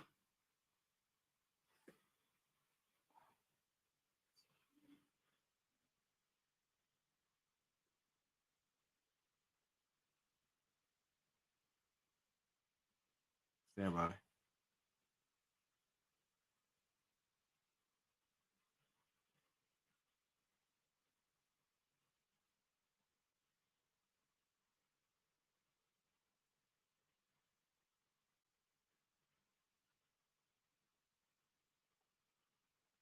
Just want to see if he's going to come out and obviously say something about the testimony. That he's not going to talk about the testimony, but perhaps he may say something as it relates to how's the trial going. How does he feel how the trial is going?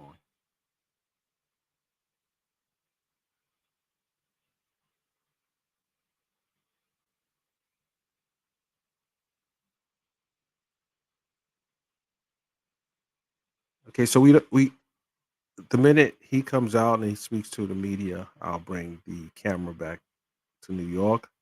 As you can see, Secret Service is outside. Let's see here.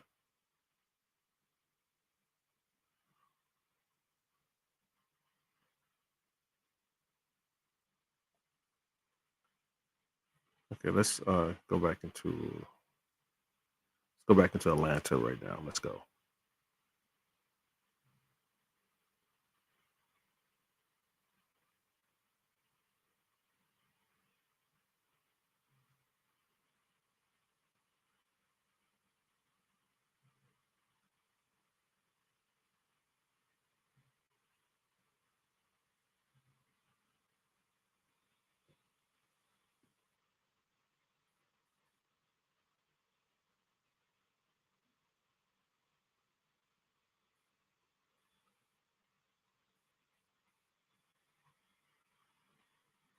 Well, he didn't need a year to pick his jury or pick the jurors, but he did not want it to go as rapid as it did.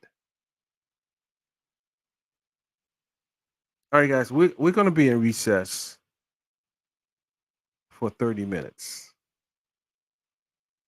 But until then, enjoy your lunch. We'll see you back.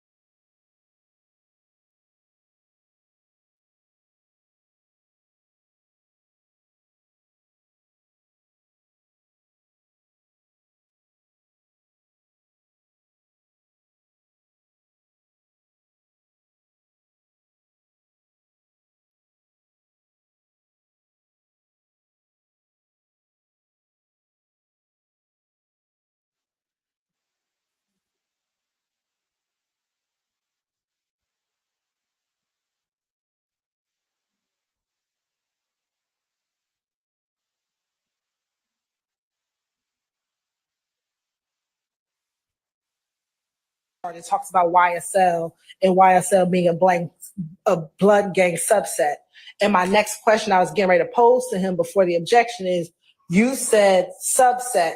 Tell me, what do you mean? So he could have elaborated as to what was contained further in the indictment, which was in the chart it says blood gang. However, he knew and learned from his investigation that YSL was a gang. Why is this important?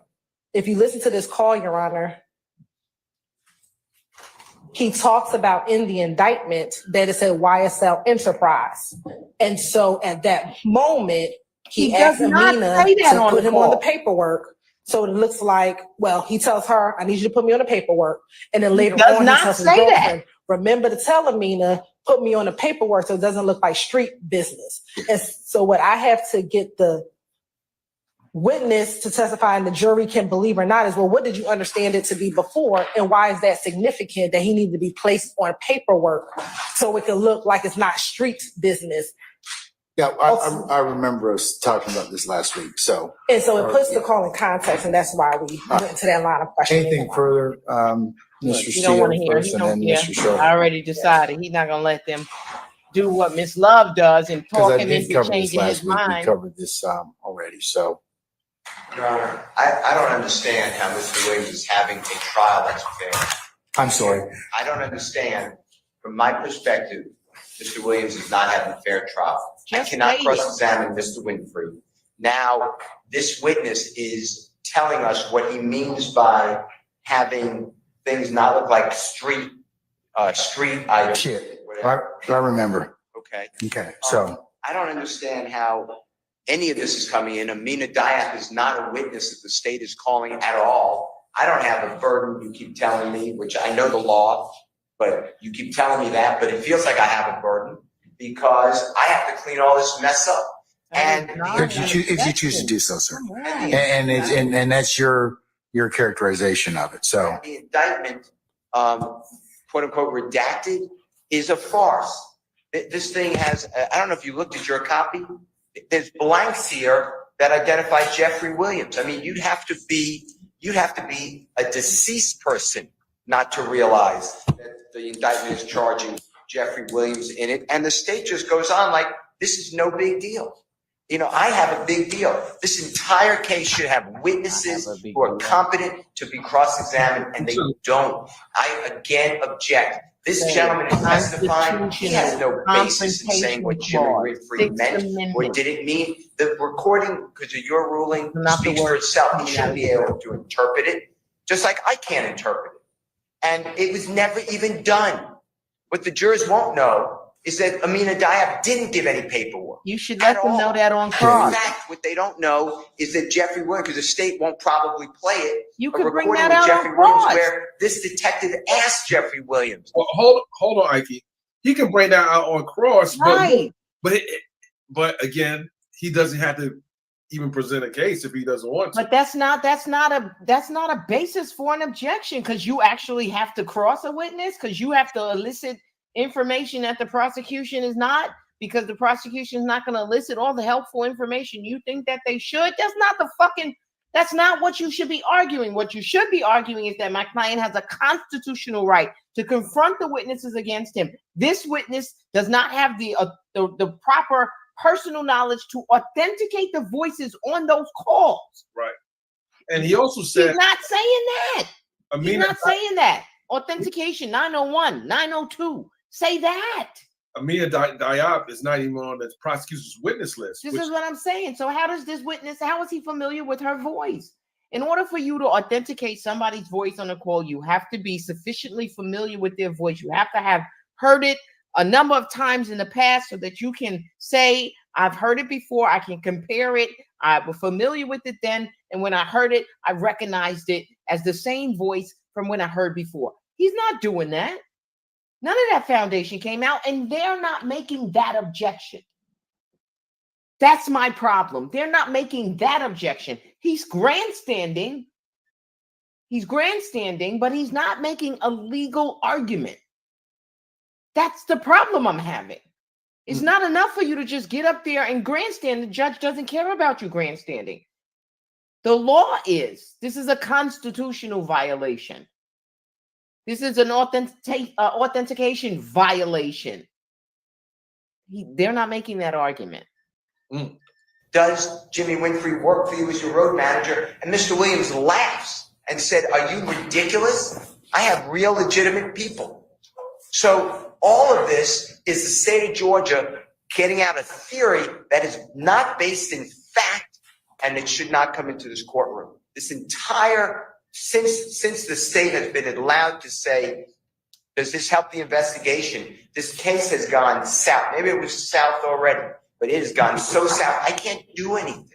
Those are all my objections. I'm moving for a mistrial. I have no idea why this gentleman got to say Amina Diak works on the legitimate side of the business. We're presumed innocent. He has no right to say that. Right. And then this indictment is So all the hearsay under the argument Brown there- case, the State versus argument Brown, he's which saying is some he court usurped agreed the with. role Yet of the the jury. That's the argument. This witness is making and drawing conclusions, right?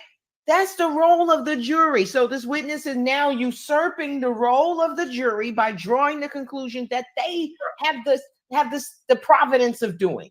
Right. He's not making that argument.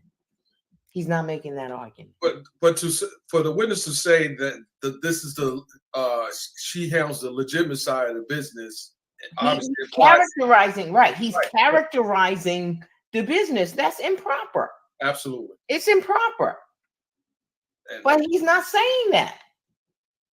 He's not saying that. And this judge is not going to give them anything. Like I've seen this judge when there's an objection, I've seen him overrule on basis from one defense attorney and sustain the same question on a different basis from a different defense attorney. that's not good. And so what that means is that if you don't have the proper basis, even if it's a legally inappropriate question, he's not going to fucking sustain it. And he should sua sponte. That means on his own. On his own, if it's legally improper and you don't have the right grounds, you still should sustain the question. You should still sustain the question. Sometimes grounds aren't obvious. Right? And the rules say if the grounds are obvious, you don't have to state what the grounds are. So that's the rule. If it's obvious. If it's obvious. Okay. But it's seldom obvious. Right? It's seldom obvious. And if you really want to properly preserve the record, you would state your grounds every time. Every time. As many as you can. Not stand. What about the standing objections? Or not standing objections, but the continuing. Yeah, they got a continuing standing objection. I still would object. Right. Okay. I would still object, one, because I need the jury to know that I think that this line of questioning or this evidence is improper. Right? So the standing objection is one thing, but you want the jury to know that you find these questions to be improper. And so I would continue to object, even though I have a continuing objection or standing objection. Absolutely. State's using the indictment as a weapon.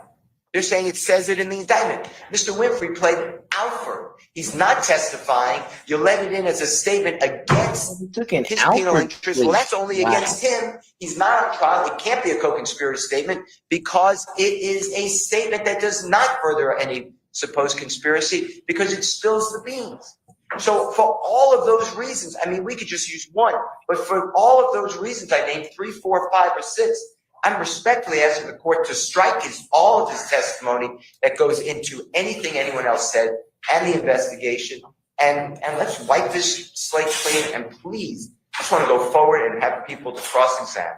This is the second time you've made the same argument, sir. I understand it, and it's your right to do so. All right. Unless you have anything else, Mr. Sharp.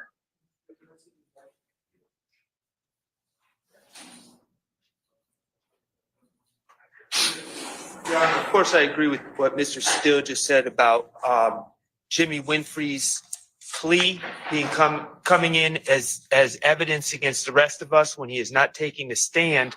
But I'm going to go one further than Mr. Steele because in their line of questioning, they are asking about the indictment that Jimmy Winfrey pled to. And the jurors are following what they're talking about. They're asking about the indictment, their indictment, the plea. And then they say, and what gang was involved? And then the investigator's going to say YSL, when we can all look at this indictment, which shouldn't be coming into evidence in my estimation, but if we're going to let it in over our objection, at least let's be honest about what it says. It doesn't say YSL. He pled to the The count. preamble say YSL? He pled to Does the preamble say YSL? preamble. Does the preamble answer my question, please? Sure, the preamble does, but not Okay, the all right. count. So you Not have to the read. counts that he Okay, pled to. you have to read the preamble in conjunction with the Your Honor, he pled with the to counts. specific It's just counts. like it's similarly situated to the preamble that you have in this indictment. But he pled to specific counts, Your Honor. Okay, but that The doesn't mean preamble- that the factual predicate of the preamble doesn't apply, right? Well, I suggest that. It doesn't No, it apply or doesn't. not? I disagree with you. No, let Does him it apply answer. or not? Let him No, it answer. doesn't. Okay, It all right. does not. He pled to specific counts. And, Okay. and the state really missed an opportunity because they should have made this indictment 3 times as long, and they could put the whole story, the whole narrative in this document that we are not defending ourselves against, and we cannot cross-examine, and they could have put it even more in front of the jury. This is the way we're going to Okay, all right. Your second argument as to this as well. Okay, anything else, Ms. Holton? So dismissive.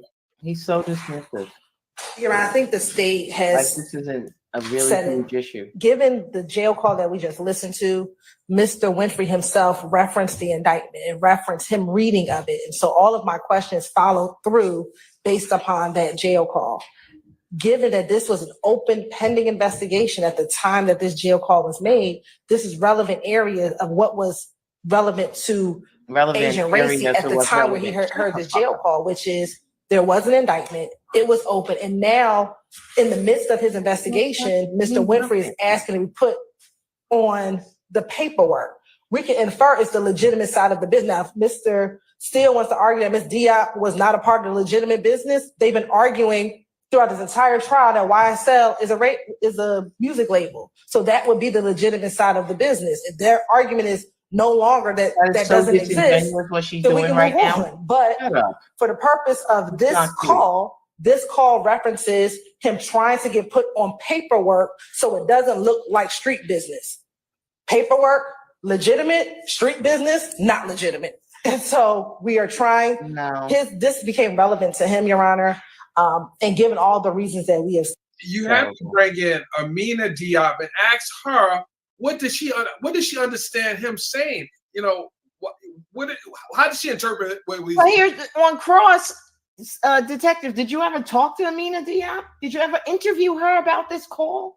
Did you ever find out whether or not she ever provided any paperwork? Isn't it a fact that she never provided any paperwork to this individual?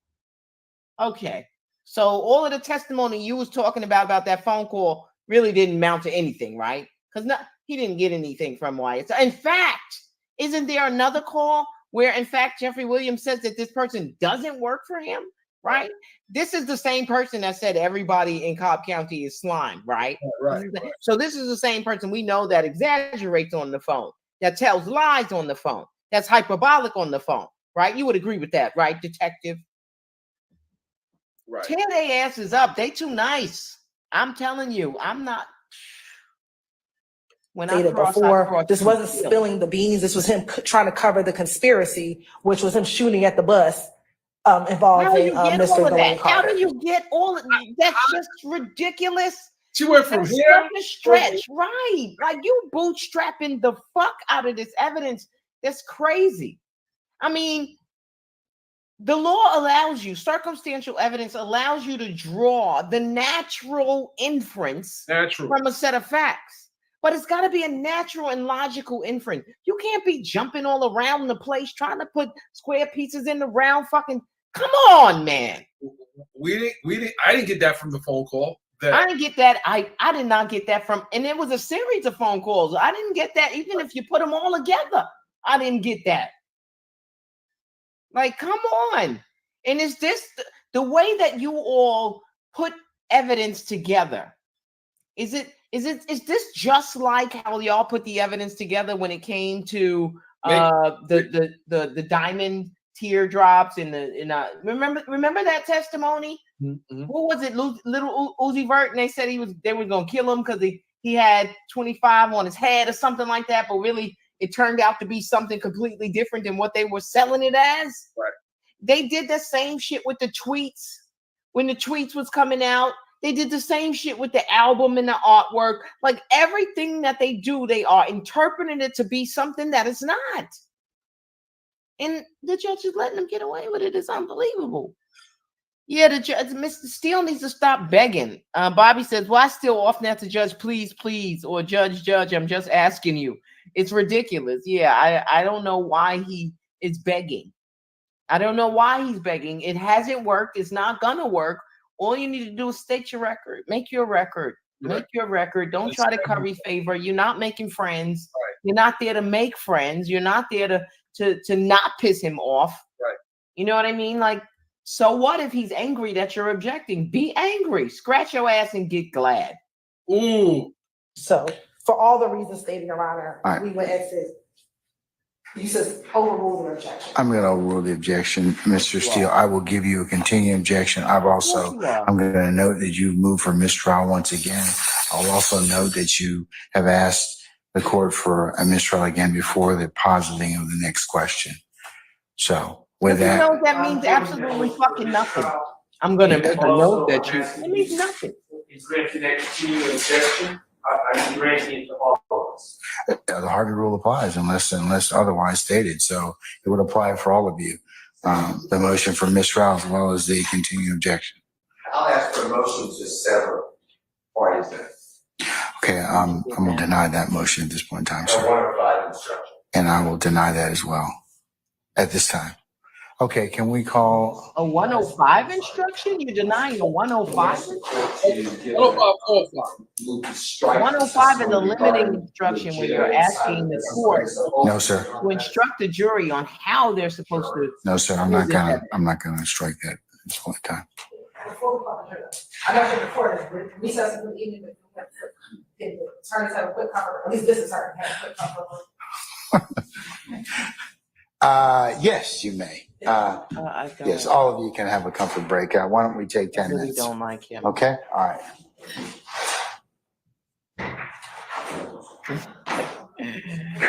Man, if I was on this trial, it would have been a whole different case. I'm not even playing. I'm sorry. I'm not. I think this is a good breaking point. This has been 2 hours. Hopefully going forward, and I've been saying this, that the cross could be a little bit more effective. I think that they really need to use leading questions in your cross examination. And Steele is not doing that. He hasn't been doing that this entire trial. This entire trial, he gets up there and he basically starts asking questions as if he's on direct. And it doesn't work. It doesn't work. And it causes them to object, and then it causes the judge to sustain all the objection. Do you see the prosecutor getting any closer to a conviction as a former prosecutor yourself, based on the way this evidence has been presented? No. Absolutely not. Absolutely not. I do not see it. I don't see them being able to pull this together. First of all, it's just too voluminous. It's going to be too voluminous by the end of this trial, and the jury will just be, in a quagmire of a bunch of evidence that doesn't amount to anything. And the fact that this person took an Alford plea, right? That means that he didn't admit any guilt. So why would he get understand? Why is any of his shit admissible? He didn't admit any guilt. He basically said, you know what? Okay, I'll take a plea because I will acknowledge that the justice system is fucked up, and if I go to trial, I probably will lose, not because I'm guilty, but because the justice system is fucked up and I'm brown. You know what I mean? And so sometimes people avail themselves because the very real possibility of you being convicted at trial, is so great. And so the fact that he took an Alford plea, which doesn't require what's called inculpation or allocution, where you have to give a factual recitation as to how and why you're guilty of those charges. He didn't do Gunner that. did the same thing. Gunner took Alfred. Gunner did the same thing. And it's y'all allowing them to take Alfred pleas, but then you want to use that plea as some sort of indication of guilt when they're not admitting their guilt. They're not. That's the problem I'm having. They're not admitting guilt. We've seen this with Tick as well. I don't know. Tick took an Alfred plea also. I don't remember what he's. I don't remember him. I don't know. He didn't take an Alfred plea because he was. They went over his allocution. Right. They went over his allocution. So, yeah, I mean, it's ridiculous at this point. I don't know. We'll continue to watch and see what happens. I don't know what the process is in Georgia for trying to go over Judge Glanville's head. I'm sure that there are no interlocutory appeals, meaning that there's nothing they could do until there's a final judgment. Typically, in a criminal case, you cannot appeal interim orders, right? So all these decisions that the court is making, they can only preserve the record for an appeal after the trial is over, after there's a final judgment, right? And so I don't know if they could go to an administrative law judge if there's a judge over him, but they need to do something. He's a chief judge. Oh, wow. That's a sad testament to the court system down there in Georgia. I'm sorry. That's a sad and frightful testimony to the court system down there. If he's the chief judge, that's sad. That's frightening. Having Attorney Shabazz in the Fulton County Courthouse in front of this judge would be monumental. Yeah, it wouldn't go well. He would need another dog. If I was on the trial, he would need another fucking support animal. I'm not having none of that. Oh, a second. Oh, hold that thought right there. Put this disclaimer up. You see what she's doing. I'm gonna be in front of the judge tomorrow, and you can say, Mr. Byron, can you give me some more details on that attorney you had on your Go line? ahead, give him all the details you want. Go ahead, I'm standing on business. Ladies and gentlemen, you see what she's doing to me. Your Honor, she's my guest. I love her to death, but she has her own mind and her own opinion. I sure do. She has the First Amendment right. And I happen to teach the federal rules of evidence, so I kind of know these things. I kind of know it like the back of my hand. Like seriously, come on. Okay, this clip's probably gonna go viral. I don't really care about none of that. I just want them to have a fair trial. No, that's all. I just want them to. I just want any criminal defendant, and that includes Donald Trump. I just want them to have a fair trial, because if they don't get a fair trial, it's a very slippery slope, and that means that the next person may not get a fair trial, and that's not something that we want, because that will inevitably fall on brown people more than anyone else. More than anyone else. So, all right, y'all.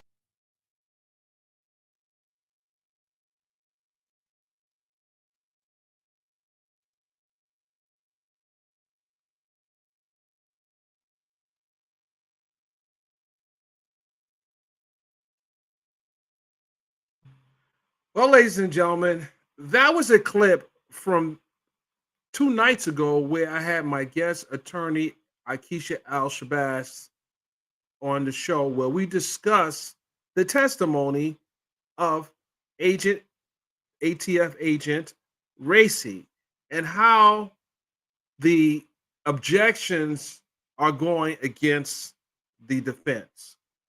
What did you think about her commentary? Because what I see is we need to have more accountability in that courtroom. What do you guys think? What do you guys think?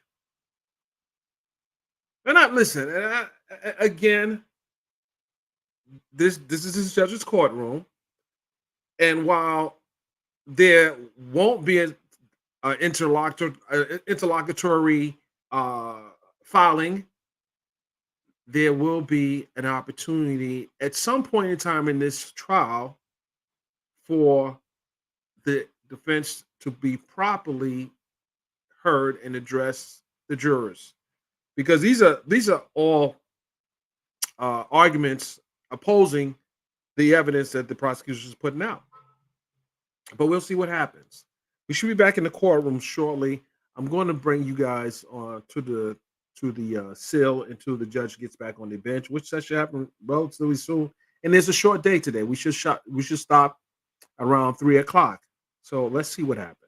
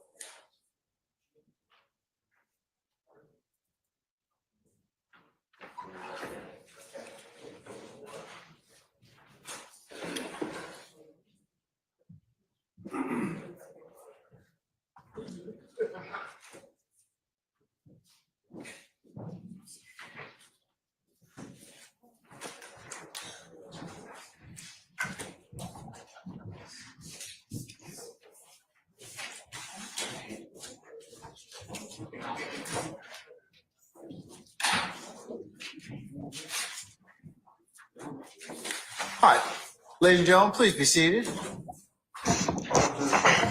All right, thank you, Sergeant Ingram. All right, Ms. Hilton, you may continue, ma'am.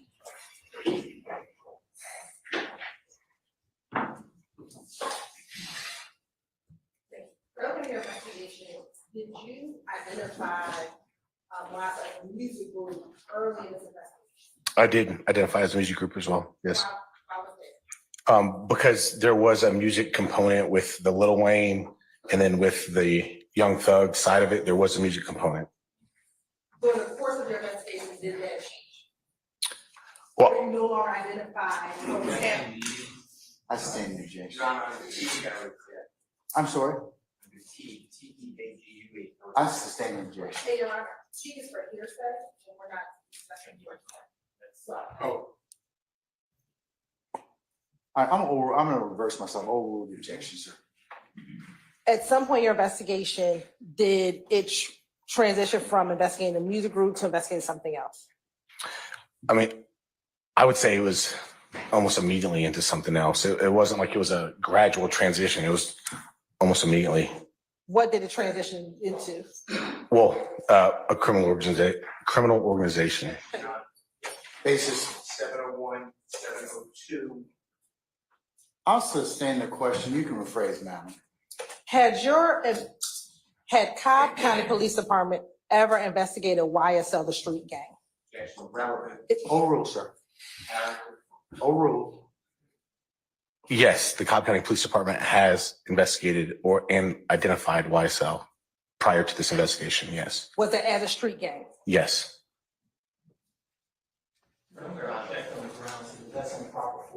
Overrule, sir. And as your investigation continued,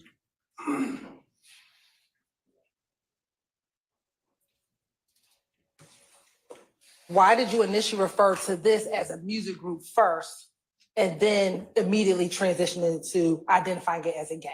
Well, just because the involved parties that were alleged to be involved in this dispute. Now, you talked about you were in the Marine Corps. I was. While you were in the Marine Corps, had you ever heard the phrase death before dishonor? Sure. Had you only heard it during your time in the Marine Corps? No, I've heard of it elsewhere as well. And where is that? Overrule, sir. As a police officer, I've heard it as well. How have you heard it as a police officer? I mean, I've visually seen that tattoo on people who have no association with the military or the Marine Corps. During the course of your investigation, did you ever come across any evidence to suggest that Jimmy Winfrey was ever in the Marine Corps? Objection relevant. Overrule, sir. Yeah, there's no information that I came upon that states that Jimmy Winfrey was ever associated with the Marine Corps. What about as a samurai? I would say the same thing. That came up nowhere in my investigation. Did you come in your investigation that Jimmy Winfrey was associated with YSL? Yes.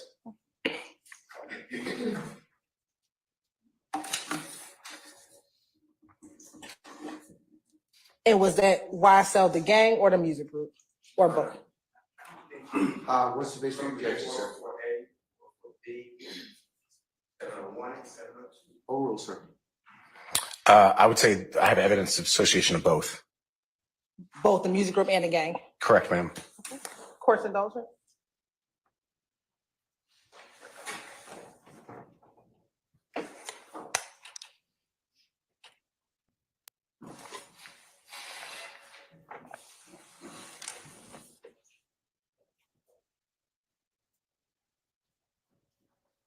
I have no further questions. Cross.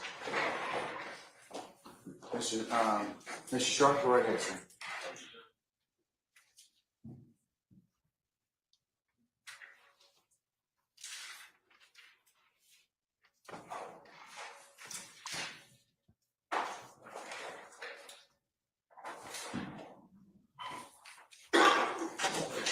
cards. I'm being, Yeah, can we take that? Yeah, just push it over to the right and share. I'm not good with these things. Oh, there you go. Oh, there we go. you Oh, all right. That's it. Your Honor, may I take down some of these demonstratives? Yes, you may.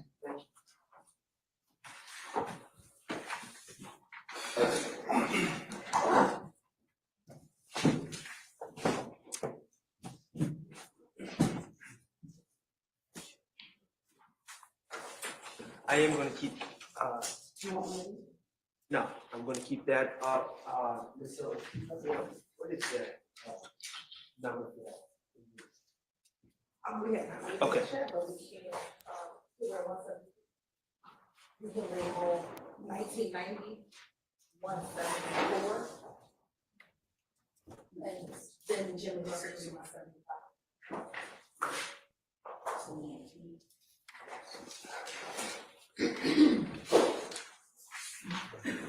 Okay.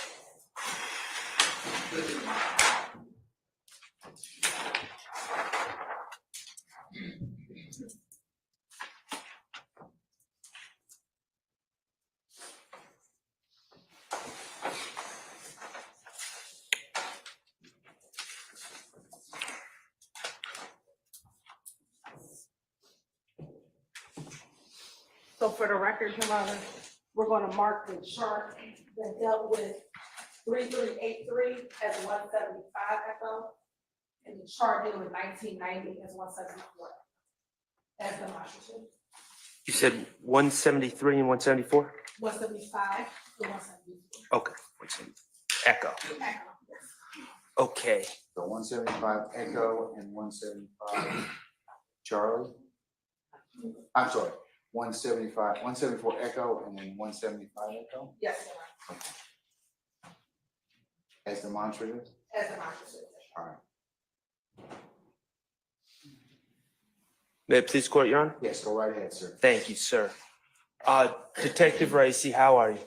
Doing well, sir. Thank you. How are you? I'm well. Good afternoon. Okay. I'm going to ask you just a few questions. And I'm going to start out with 174E and 175E that was just labeled and behind you. And that is a chart that was created by the state based on your testimony, correct? Yes, sir. Based on historical cell records for two different numbers. Yes, sir. CDRs. Okay. And I just want to clarify. In the beginning, we were asking about where phones were located. Do you remember those questions? I remember questions similar to that. Yes, sir. Okay. In fact, these cell phone records, these historical cell phone records identify cell towers and the location of cell towers, not phones, correct? So part of that statement is true and part of that statement I would say is incorrect. Okay. You can clarify. The CDRs actually do a little bit more than that, but yes, they provide you with the cell tower location and they provide you with a little bit more information regarding to the location of the phone as well. You're talking about vectors and things of that nature? Yes, so the actual cell site directions, and yes. Okay, but when you were talking about longitude and latitude from the cell phone records, you were talking about the longitude and latitude of the location of the cell phone tower, correct? Correct. That's what we were allowed to discuss. Yes, sir. Not the location of particular phones. That's correct. The location of the specific location of the phones was not in my testimony. Okay. And what these towers indicate on these cell phone records is the tower that's utilized, the cell phone tower that's utilized by a particular phone when it's in use, correct? Correct. The cell phone is touching or communicating with that tower, and that's what the records show. And when you say touching, you don't mean physically touching, you mean in communication. That's correct, sir. Okay. Cell towers have a particular service radius. Isn't that correct? That is correct. Okay, are all cell towers radius the same I would size? I would say they're not. Do you have any particular information from your testimony today about the cell radius, the service radius of any of the particular towers that you referenced in your testimony? No, we would have to get into more particularized information from the providers than what I provided in my testimony. So you cannot provide exact information about the distance particular cell phones are from the cell towers that you identified in that chart, can you? Again, my testimony was limited to what I was allowed to testify to in the records that I have. We'd have to go further to get that sort of information. Are you familiar with which towers were not in service, were not operational on April 26th of 2015? Again, we would have to go into more information than I was testifying to today or the last few days. Okay, would those questions possibly be better suited for an expert in cell towers and cell phone geolocation? Sure, they could be answered by a cell phone expert, but they would still be limited to the information that they have at hand. And you are not an expert? I was not classified an expert here in this court. Okay. Now, as part of your, go. No, I was saying I haven't been classified as an expert today or the previous days here in this court. My opinion was I probably could be qualified as an expert based off of Georgia law and expertise regarding cell phones. Okay, and I'm going to ask you, as someone who says that they could probably be considered an expert, can you give us the cell tower radius of the individual cell towers that you referenced in that chart? Okay, again, my testimony today has been limited to those records. So if I was going to testify as an expert, I would request additional data from those cell phone providers to find out which ones are on and off, and we would have to go in depth in that manner. But that was, my testimony was not, basically didn't go into that. That would require information that you don't have here, correct? In these records, there's not information about which towers were being used or weren't being used. It's just the towers that I guess were being used because that's what the phone's connected to. Now, you were the lead investigator on this case, this Cobb County case from April 25th going into April 26th, 2015, correct? Yes, the investigation spanned longer, but yes, that incident. Yes. I'm talking about the incident date. Correct, sir. Okay, and you're the lead investigator from Cobb County. That's correct, sir. Okay. As part of your investigation, you obtained, I believe it was a search warrant for my client. My client is Shannon Stillwell, for his Instagram records, correct? I did, sir. Okay, and do you have the records, the Instagram records in front of you? I believe, yes, sir. Matt, you can give me all of the Instagram records. Okay. This one's not paperclip, but Appreciate it. Okay, and I'm looking at 165E and 165EB. This is the response you received for Shannon Stillwell, correct? that's correct, sir. Okay, so you requested Instagram records and Instagram responded to your request, correct? That is correct, sir. Okay. All of the pictures, of the white sports car and all these other pictures that were introduced in evidence before lunch, none of these pictures came from Shannon Stillwell's Instagram, did that? That is correct. They did not. Your statement was correct. They did not, those pictures we were shown did not come from these records. That is correct. Thank you. Now, you were saying, I pointed out the date of the incident. You said the investigation spanned beyond April 26, 2015, correct? Sure, yes. It spanned into 2016, correct? I can't remember. I'd have to look at the date I closed the investigation, but it certainly spanned at least until the late 2015, possibly into 2016. That's correct. Would Would looking at your reports help you tell us when you closed your investigation? Yes, it would. Feel free to refresh the record.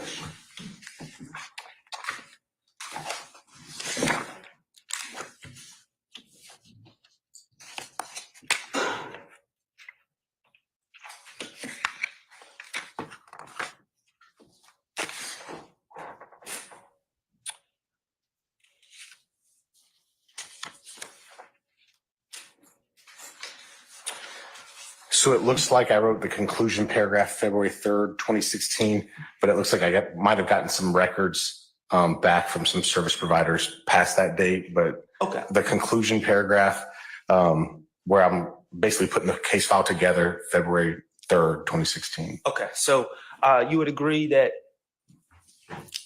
investigation approximately 9 months? Yes. Okay, great. And as part of your investigation, you also, I think you testified that you consulted with Atlanta Police Department and Atlanta police officers, correct? That's correct. Including officers from the gang unit, correct? That's correct. Including Officer Dennis, correct? That's correct. Okay. And you used search warrants and subpoena powers to obtain social media, That's correct. including my client's Instagram, correct? Yes, for a period of time on his account, yes. In the end, you swore out warrants for Jimmy Winfrey in this case, correct? That is correct. You did not charge any other individuals for this case, did you? That is correct. No further questions. All right. Any other examiners? Yes, Mr. Steele?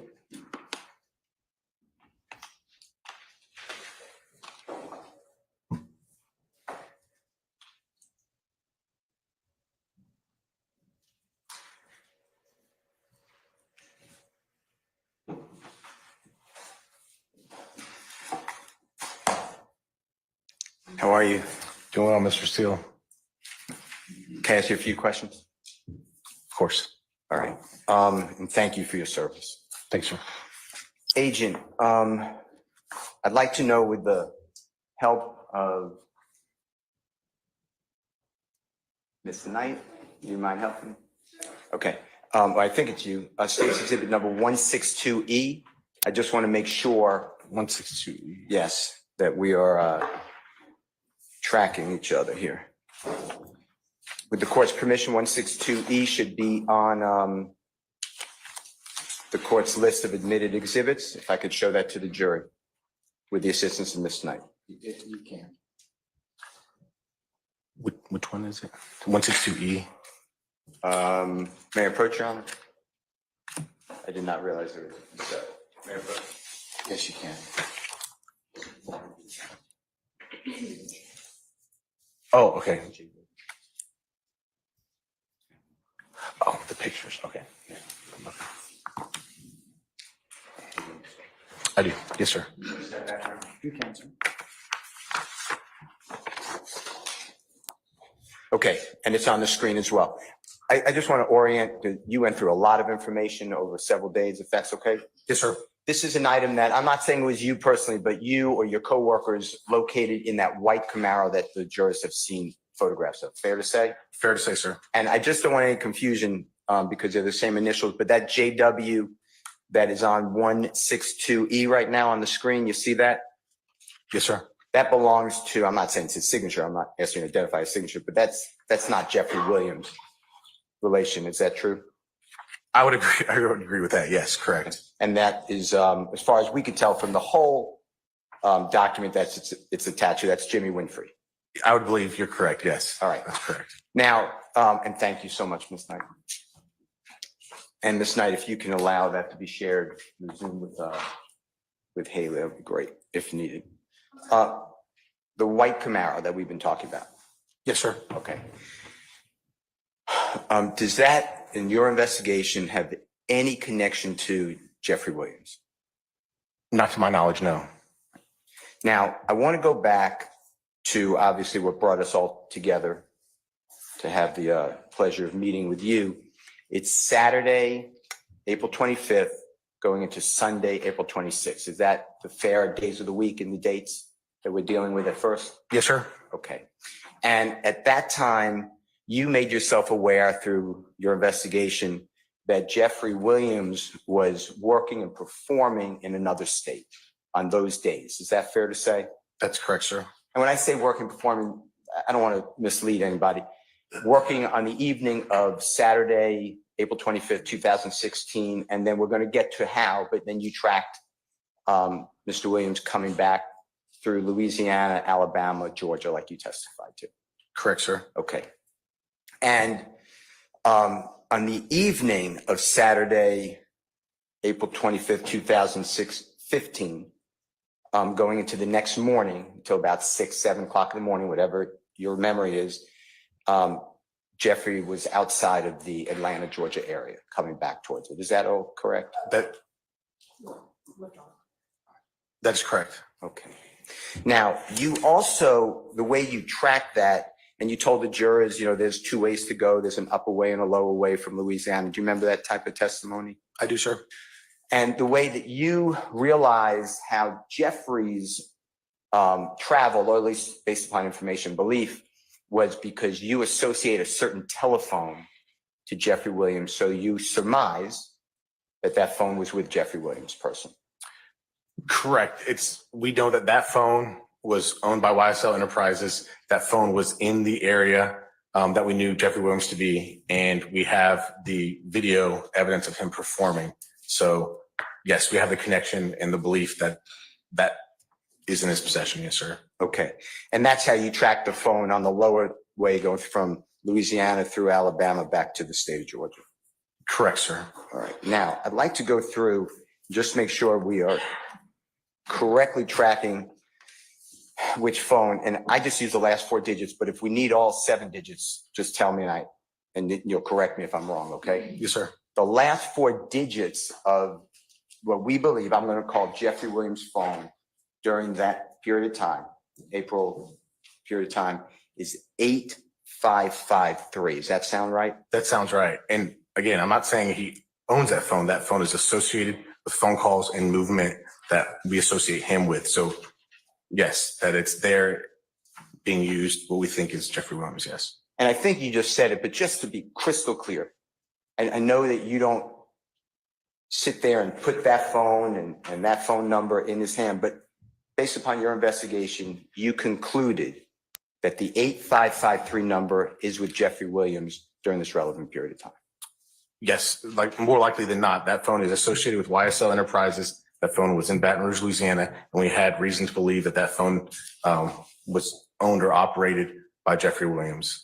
Now, I want to go back and we'll use anything that you need. So just tell us what you need, because there's a lot of information these jurors have taken in over 7 months now already, okay? Objections to the That's the commentary. standard commentary, Mr. Steele. Just pose the questions.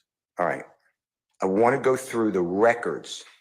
I just want to make sure I got them correctly for the Jeffrey, I'm calling it Jeffrey's phone, but 8553 number. Okay? Yes, sir. And we could use any phones that you need, by the way. But on the 8553 number, we have in evidence the entirety of the return that you received for that phone. And that's a AT&T phone. Am I correct? I believe that is correct, yes. If I'm wrong, please, I'm not trying to get it wrong. Okay, and I believe that is admitted, Jeffrey's phone is in evidence now as 137EA. Does that sound right? That does sound right. Okay. And that is the AT&T. You can confirm that? Yes, it's AT&T records. All right. Now, according to all those records that you have, they should span from approximately January 2015 through, I believe it's June, but correct me, 2015. If I'm wrong, just please make it right. I think that is the time frame, or at least it's close to the time frame. Well, now that I'm looking at the account notes, I think we got. Did you say June or July? I'm sorry, sir. My If it's July, that's great. Just it looks like January through July, as I have we have account information, and the account appears to be closed July 15th, 2015. Okay, so we have it. And do you know what day in January you started it, or they gave it to you, I guess? Well, the first notes I see is January 8th, but I think it probably is January 1st. I wouldn't have picked a random January 8th for starting subscriber or starting account information, the request, if that makes sense. Okay, yeah, and of course it makes sense. All right, now Jimmy Winfrey's number that we believe through your investigation, that ends in the 3383 number. Can you please make sure that's true? That is true, sir. All right. I'd like you to tell the jury, using any records that, by the way, you need, whether it is true that, hold on 1 second. Let me get my notes so I don't mess this up. Can I have 1 second, Your Honor? Sure.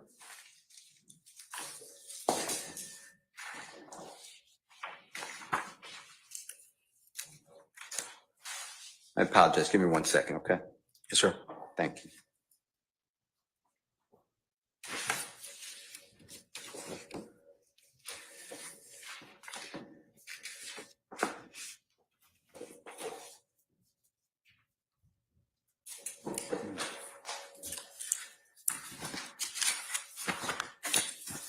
Okay, I got it. Thank you so much. Okay, now, using Jeffrey's records, is it fair to say that you can search those records to determine how many times phones connected or tried to connect? Sure, yes. All right. I'm going to ask Haley Hackenwald if she's available to use it to show Jeffrey's record return, okay? Okay. If you need to see anything from that, just you're guiding us.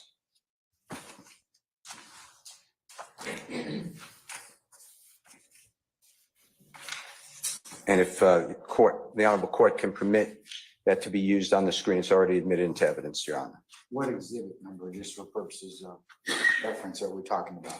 It is exhibit number 137E. Echo? Yep. Okay.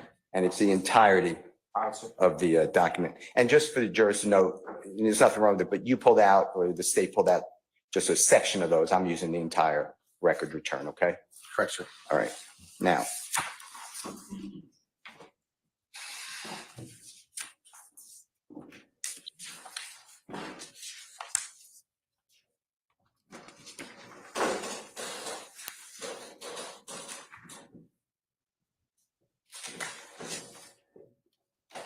with regards to Jimmy Winfrey,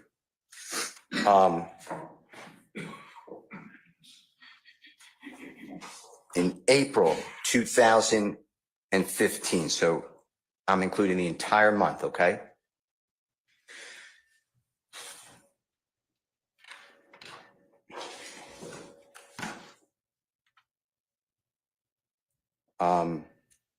Contacts between Jeffrey's phone, the number which is 8553, and Mr. Winfrey's phone, 3383. Do you know how many times that they tried to connect? Off the top of my head, no, sir. Can she run a search? If you need to run it, you'll run it. I mean, whatever you want. So do it right in front of you. Okay, so Haley put in 3383. That's the Mr. Winfrey phone, okay? Sure. All right, now, do you see where it is highlighted and you see the date? Yes, sir. All right. Can we go to, and we could do them all, but I was going to just do April first. Is that okay? Search your cross-examination. Can you go to April 1st?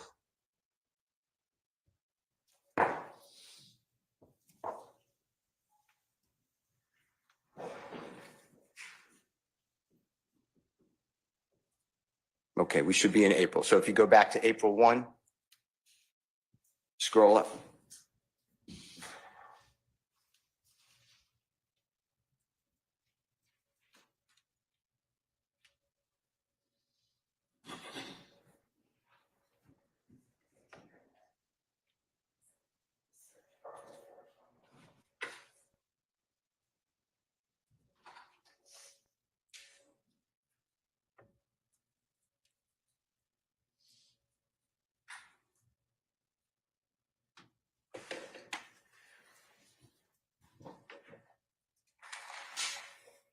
Okay, that starts April 1, about now, and it should be on page. Let's see what page that would be. You have to keep going. Yeah, there it is. Well, it starts at 4/1/15, and do you see the item number being 3810? Yes, sir. All right. And then if we go down that whole month, just go slowly. And the first time we see a hit between Jimmy Winfrey's number, the 3383, and Jeffrey Williams' number, just tell us what day and time that would be.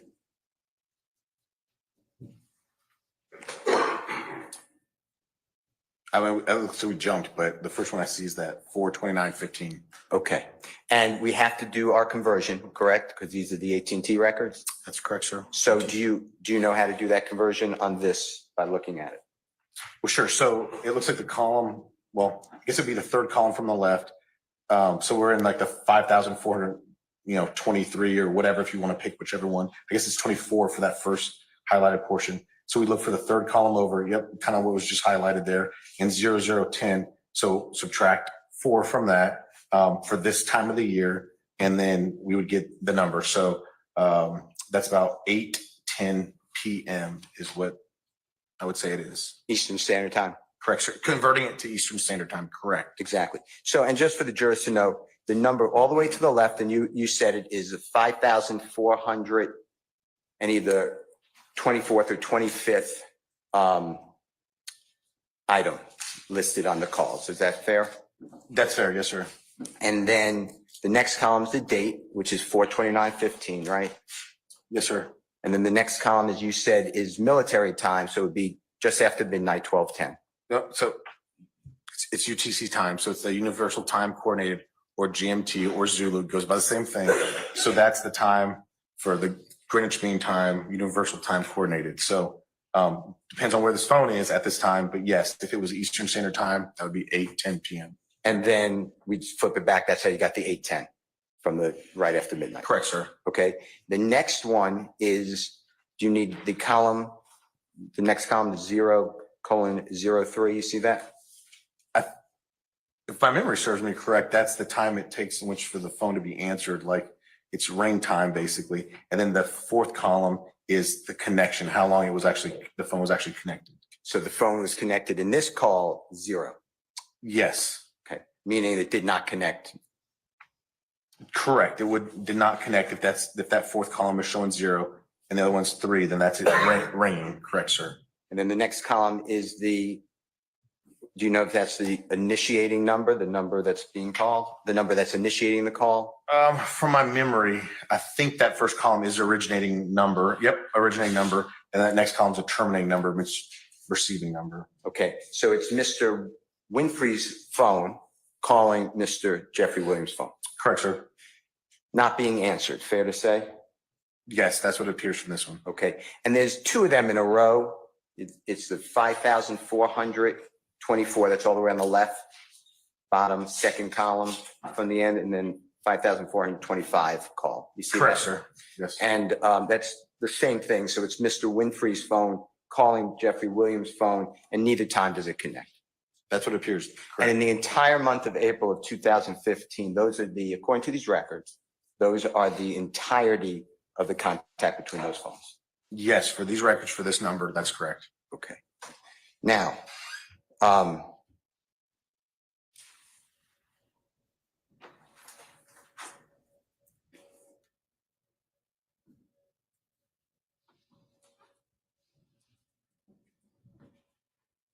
there should be one on the next page, I believe, if we go down.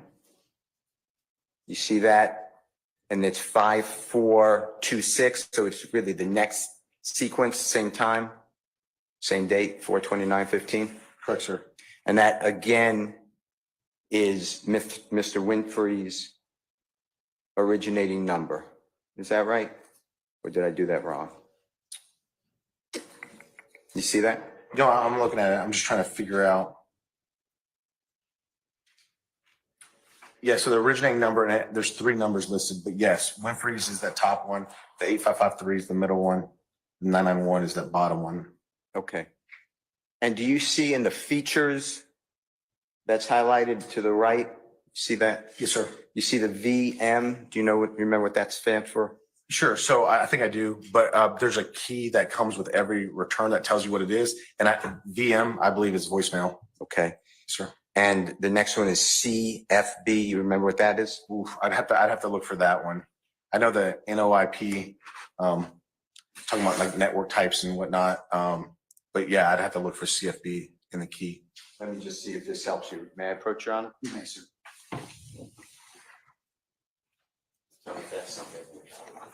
Yes, sir. Need to mark it as an exhibit.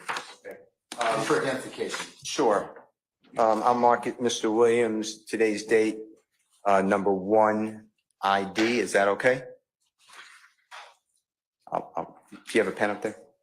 I do have a marker. No, okay. It'll write. I mean, Sure. what do you want me to write, sir? Mr. Williams, 1, the number 1 ID is for identification. Do we have that already, Christina? You may have to just mark it next sequential exhibit. Whatever you tell me. And you can leave it up there in case this helps you during your testimony. Okay, Chris? we'll make that 223. Okay, all right. For identification. All right, all right. 223 is fine. Thank you. And just tell the jurors what I handed you, if you don't mind, just explain it to them. It's the AT&T record key that I was speaking of.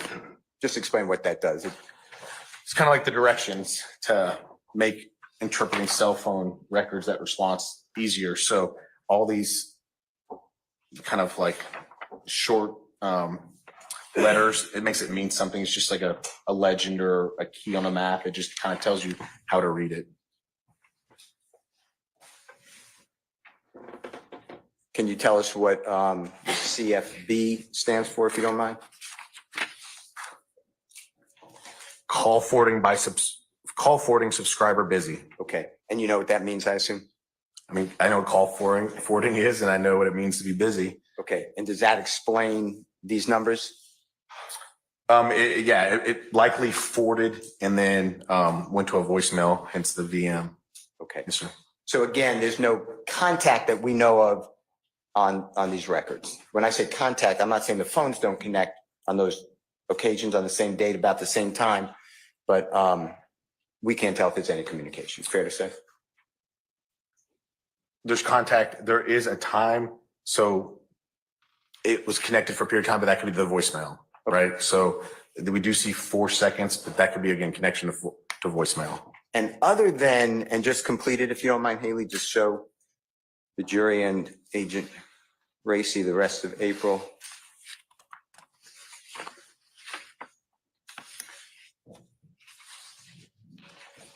That is the only time that these 2 phones are attempted to connect according to the AT&T records of Mr. Williams for his phone numbers. Is that fair? For this phone number, for that month, correct. All right. Now, it says in the search that you see Haley did for the 3383 number in the top right, Yes, sir. for the entirety from January 1, 2015 to July 15, 2015, we have 78 total hits. Fair to say? Fair to say.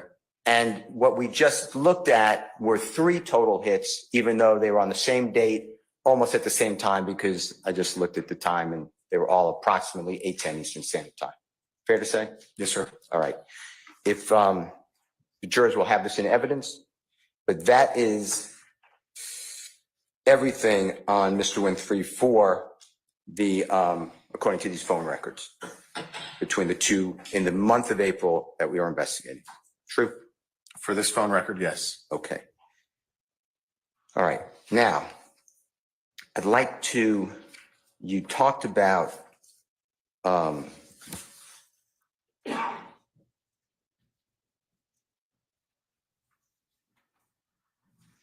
YSL Duke.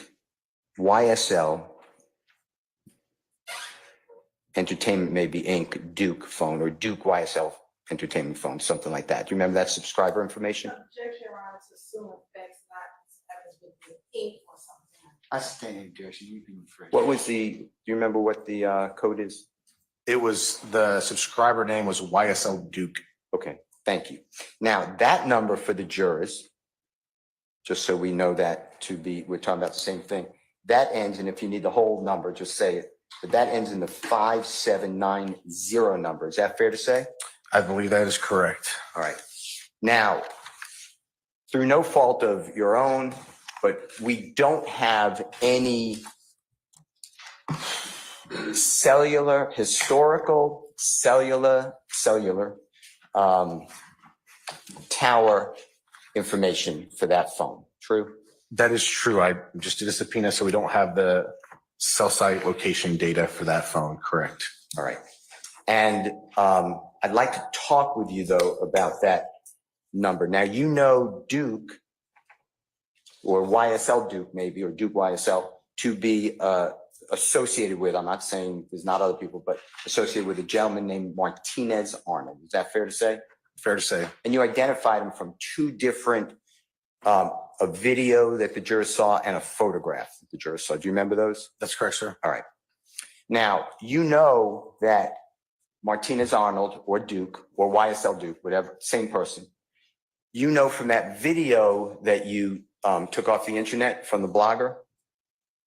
When I say you know, I guess we don't know, but you believe, based upon your investigation, you have a good faith belief that he was also in the state of Louisiana, along with Mr. Williams, on stage on the evening of Saturday night, April 25, 2015. Is that correct? I would agree with that. All right. Now, that cell phone, because we don't have the tracking information, meaning we can't do like what you do with Jeffrey's phone and say, hey, I see the phone going from Louisiana to Alabama to Georgia. We don't know. We don't have that for Mr. Martinez Arnold / YSL Duke or Duke YSL phone, right? I would agree with that. All right. So we don't, and if you do know, please correct me, but you don't know whether Mr. Arnold or Duke or YSL Duke had that phone with him in April of 2015, do you? No, I don't have location information, so I can't like overlay it with the video of him being in Louisiana. No. Okay. Now, a phone could be in the name of YSL Duke, but that phone could be with, me or you. It's possible, right? Correct. I don't know who has the device in their hand. All right. Now, I'd like to, I'm not saying that this is noteworthy to the jurors, but I'd like to go through with you, if you don't mind, the calls. We're going to object to the commentary. I stand. Sure. Mr. Using Jeffrey Williams cellular telephone records, Okay. I'd like to also look at the 5790 hits for the for Mr. what I call Martinez Arnold or YSL Duke phone. Okay, so if Haley can do that search, and if she's doing anything wrong, you correct her. Okay, you can see what she's doing. Did you do this? Did you look at how many times those phones connect? Generally, but not. And I did it for a lot of phones, but I can't tell you that I did it for this phone, for this time, for this the way that you're doing it. So, Okay. But yes, I did look at the cross, who's communicating to who at some level. All right. Well, let's look at how many times these phones cross or connect. And Haley put in, she didn't put in the first three numbers, but she did put in correctly, and make sure it's correct, the 815-5790. Is that fair to say? It appears correct. All right. And you get back 62 total hits on Mr. Williams' cell phone records. That's from January 1, 2015 to July 15, 2015. Fair to say? Fair to say. All right. Now, I'm skipping. I'm just doing that because I'm trying to get to the relevant month. I understand, sir. But so she'll scroll down if she doesn't mind, if Haley does not mind. let's scroll down to, we were in January, now February. There's March, so a little slower. And it's on the screen, it's March 17th. Now she's up to March. Okay, go back if you don't mind. Go back if you don't mind. Okay, she's at March 26th. And you see the two phones connect. You see the Jeffrey Williams. This is Jeffrey Williams records. And then you see the YSL Duke 5790 highlighted in blue. You see that? I do see that, sir. Okay, and that's on March 26th of 2015, a couple of times. You see that? I do. All right. And then the next time that these two phones connect would be, according to these records, would be May 12th, 2015. You see that? I do. So there is no connection between the YSL Duke Martinez Arnold subscriber phone and Jeffrey Williams records that is in evidence. You agree with that? The records we have, correct, sir. All right. And we don't know if Martinez Arnold had this phone number with him while in the state of Louisiana on the relevant days, which is April 25, 2015, going into April 26, 2015. I do not know that, correct, sir. Okay. I'd like to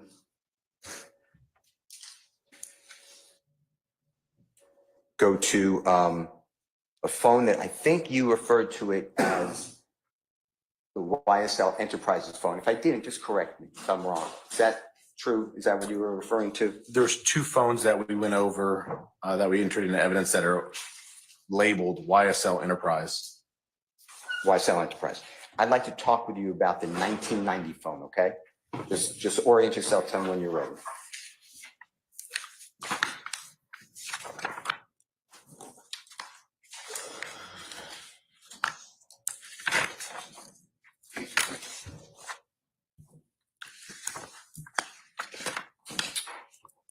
Yes, sir. I believe this. I have it.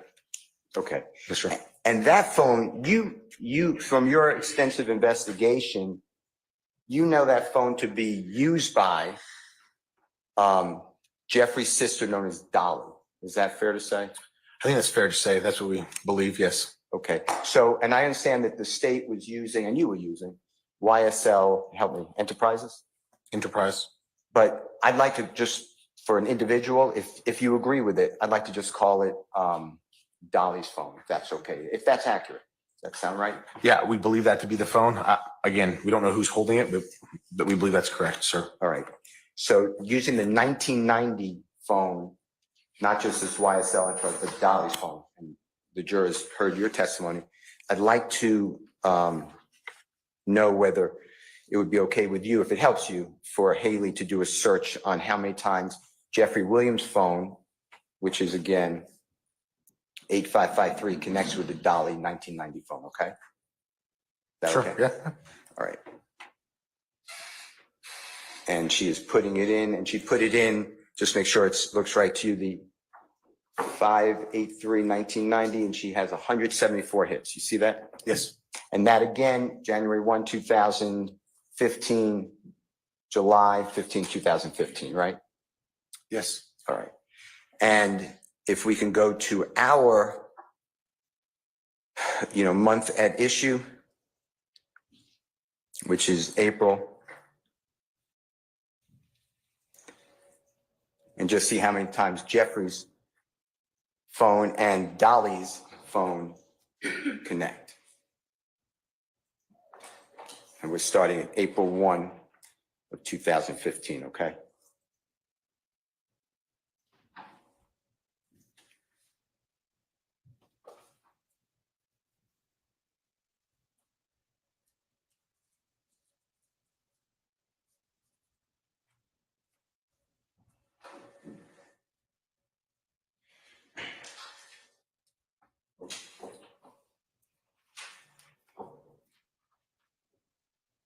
So if you can go up, we'll just start at April 1, if you can go the other way.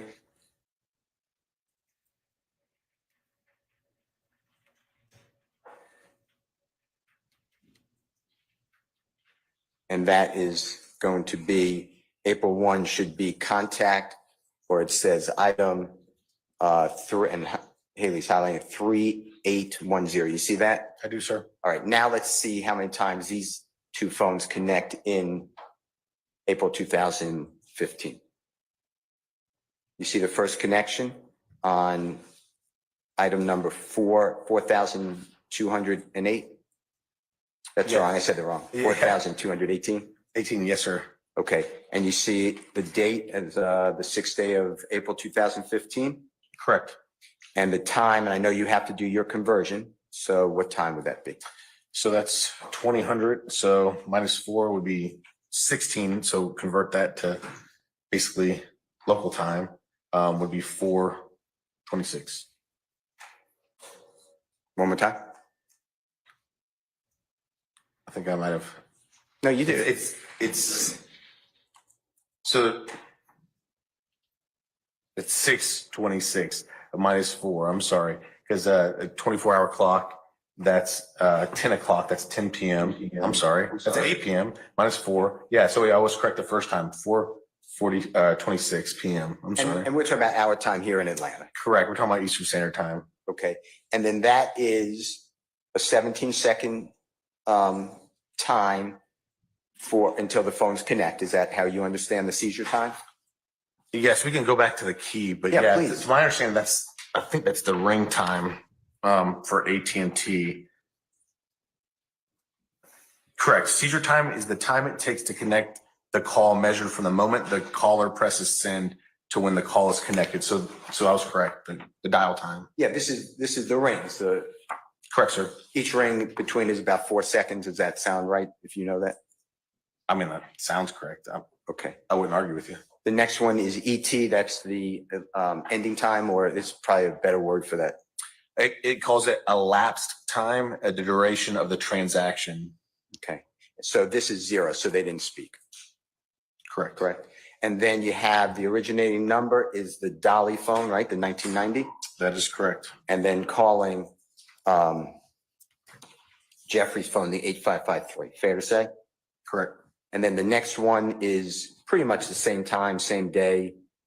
It's again, Dolly calling Jeffrey, same result, no answer. Right? Correct. And then the next time is right underneath it. Same time, same issue, and it's a 3-second, and it says what you told us again, remember, all the way in the right-hand side, the voicemail. You see that? Yes, I do, So sir. it could be a voice. It could be, I'm not saying it is, but it could be a voicemail message. I mean, the records say VM voicemail. Okay. Okay. And then if you go to the next one that they connect.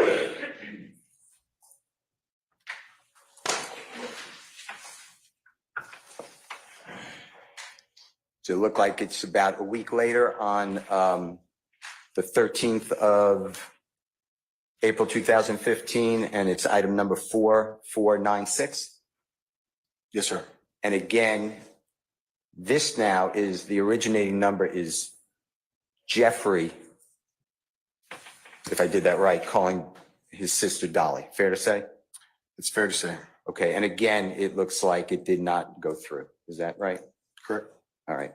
And then the next time that they speak is pretty much the same time. It's the same issue, just rings, no answer, no conversation, as far as we can tell from the records. Correct. Okay. And then the next time that these two phone numbers connect, that's May 9th. You see that? Yes, sir. 2015. And that is Jeffrey calling his sister. Again, they don't connect. You see that? Yes. All right. But now we're in the month of May, right? Correct. So for the entirety of the month of April, according to the records, these phones connect on 4/6, 4/13 without any type of communication that we could tell. Is that true? For the 416? Yep. And the 406, 4/13 and 4/6, yes. April 6th and April 13th. Correct. Okay. All right. I would like to just talk about the items in Jeffrey's phone, do you see that Jeffrey's phone has, let's see, how many total items between January 1 and the 15th of July, 2015?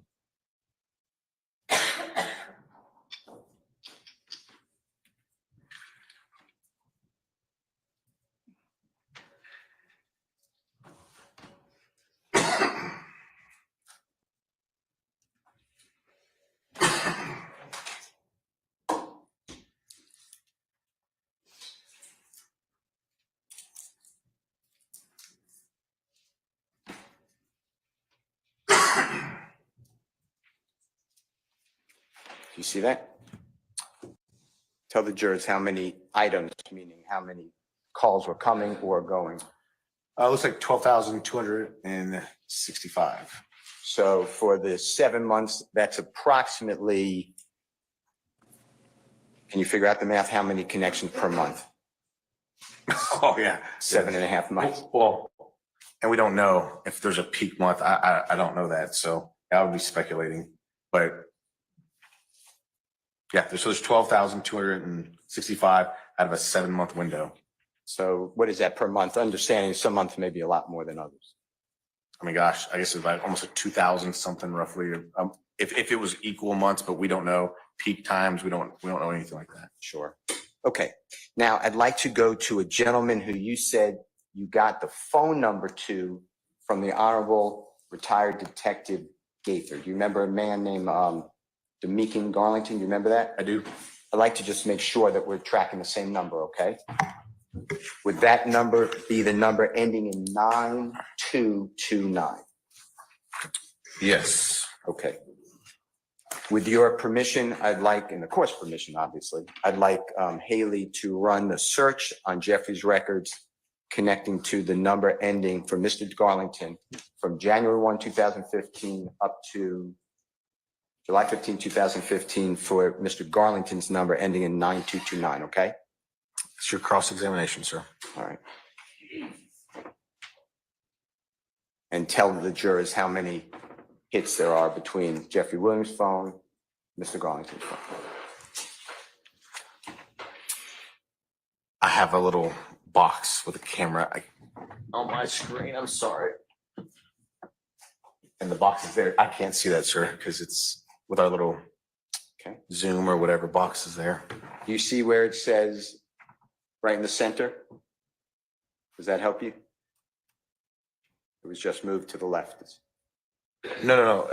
It wasn't that Adobe one. I have you Podium 1C Zoom right in front of where my numbers would be. Okay. I'm sorry. No, don't be sorry. Let's see if we can move that.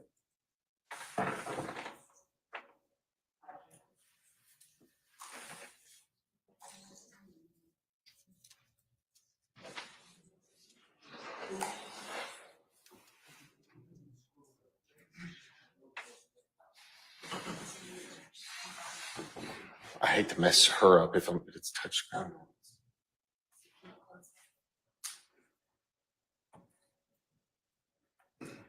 Actually did move. No, Mr. Steele, if I was able with the court's assistance to move that, if she could just do it one more time, hopefully it shows the number.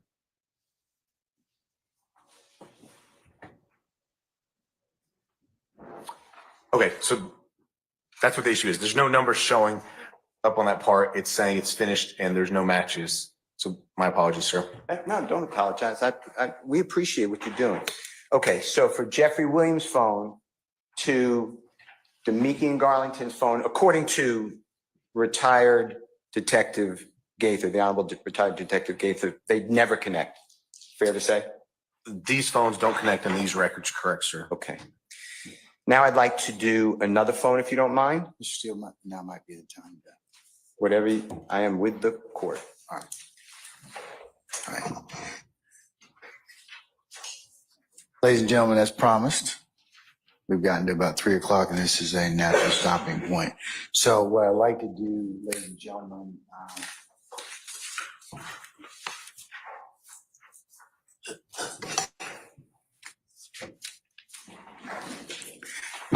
Detective, I'm sorry, Agent Racy, if you would be so kind to come for tomorrow morning at 9:45. Can you do that? Yes, Your Honor. All right, don't discuss testimony with anybody except the attorneys in this case, okay? Yes, Your Honor. All right, thank you, sir.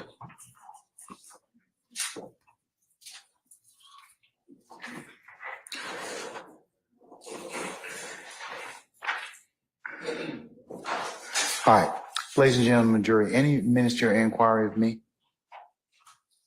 Okay, tomorrow morning, I'd like you all to be here for 9:30 for an anticipated 10 o'clock start time. We'll have a regular day till tomorrow at about 5 o'clock, okay?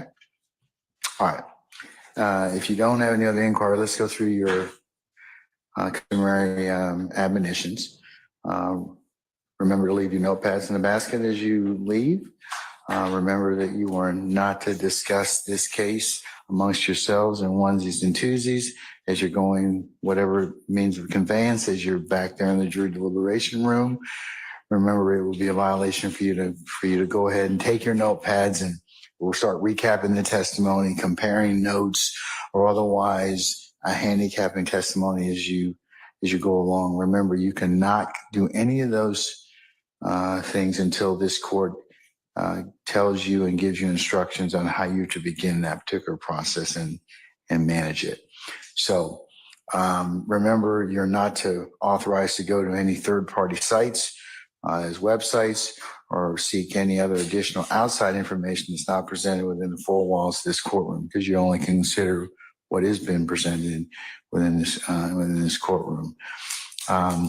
That includes, ladies and gentlemen, please do not go by and visit any of the scenes that may have been testified to or depicted by any means shown to you in this courtroom.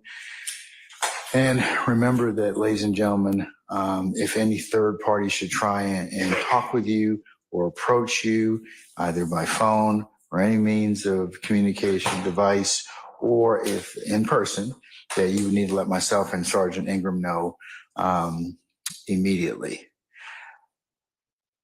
And then, ladies and gentlemen, also, it goes without saying you can't view any of these proceedings on any other type of third-party site or through the media, as you can only consider what's properly being considered within the four walls of this courtroom. And then lastly, ladies and gentlemen, again, thank you for your patience with us and your continued patience as this matters being presented to you. Ladies and gentlemen, unless you have any other ministerial inquiry of me, I'll recess you all, and we'll see you tomorrow morning for 9:30 for an anticipated 10 o'clock start time. And as I said, we'll work a regular day tomorrow, okay? All right, all rise.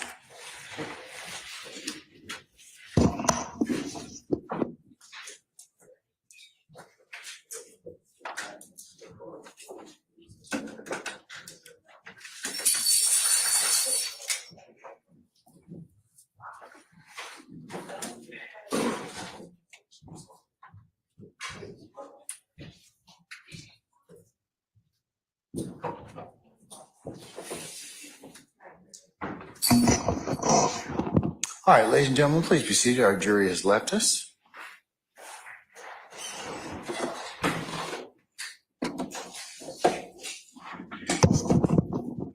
All right, counsel, is there any ministerial inquiry of me?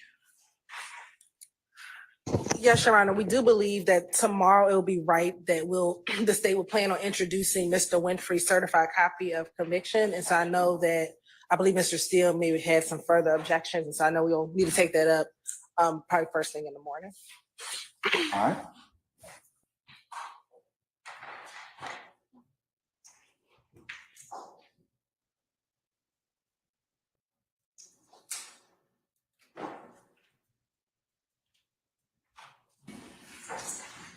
Okay. We can take that up tomorrow morning starting at 9:30. So counsels, if you would be here, in order for us to actually take that up at 9:30, we can go ahead and exhaust that before our jury, and we're scheduled to meet at 10 a.m., okay? Thank you. All right. Anything else from any of defense counsels? Okay, Okay, Mr. Matthews, what time are you supposed to be here tomorrow? Okay, you're not supposed to be sitting down at 10, you'll be here early, right? Okay, all right. Okay, all right. Anybody else? Anybody else have any issues? Any other questions of me? Okay, councilors, I'll see you tomorrow morning for 9:30, okay? Thank you. All right. And that concludes today's testimony. And we'll see you guys tomorrow at 10 a.m. I'm Dennis Byron. Thank you for joining us. And have a safe ride home. If you're home, make sure you are safe and secure. And we'll see you tomorrow. Thank you.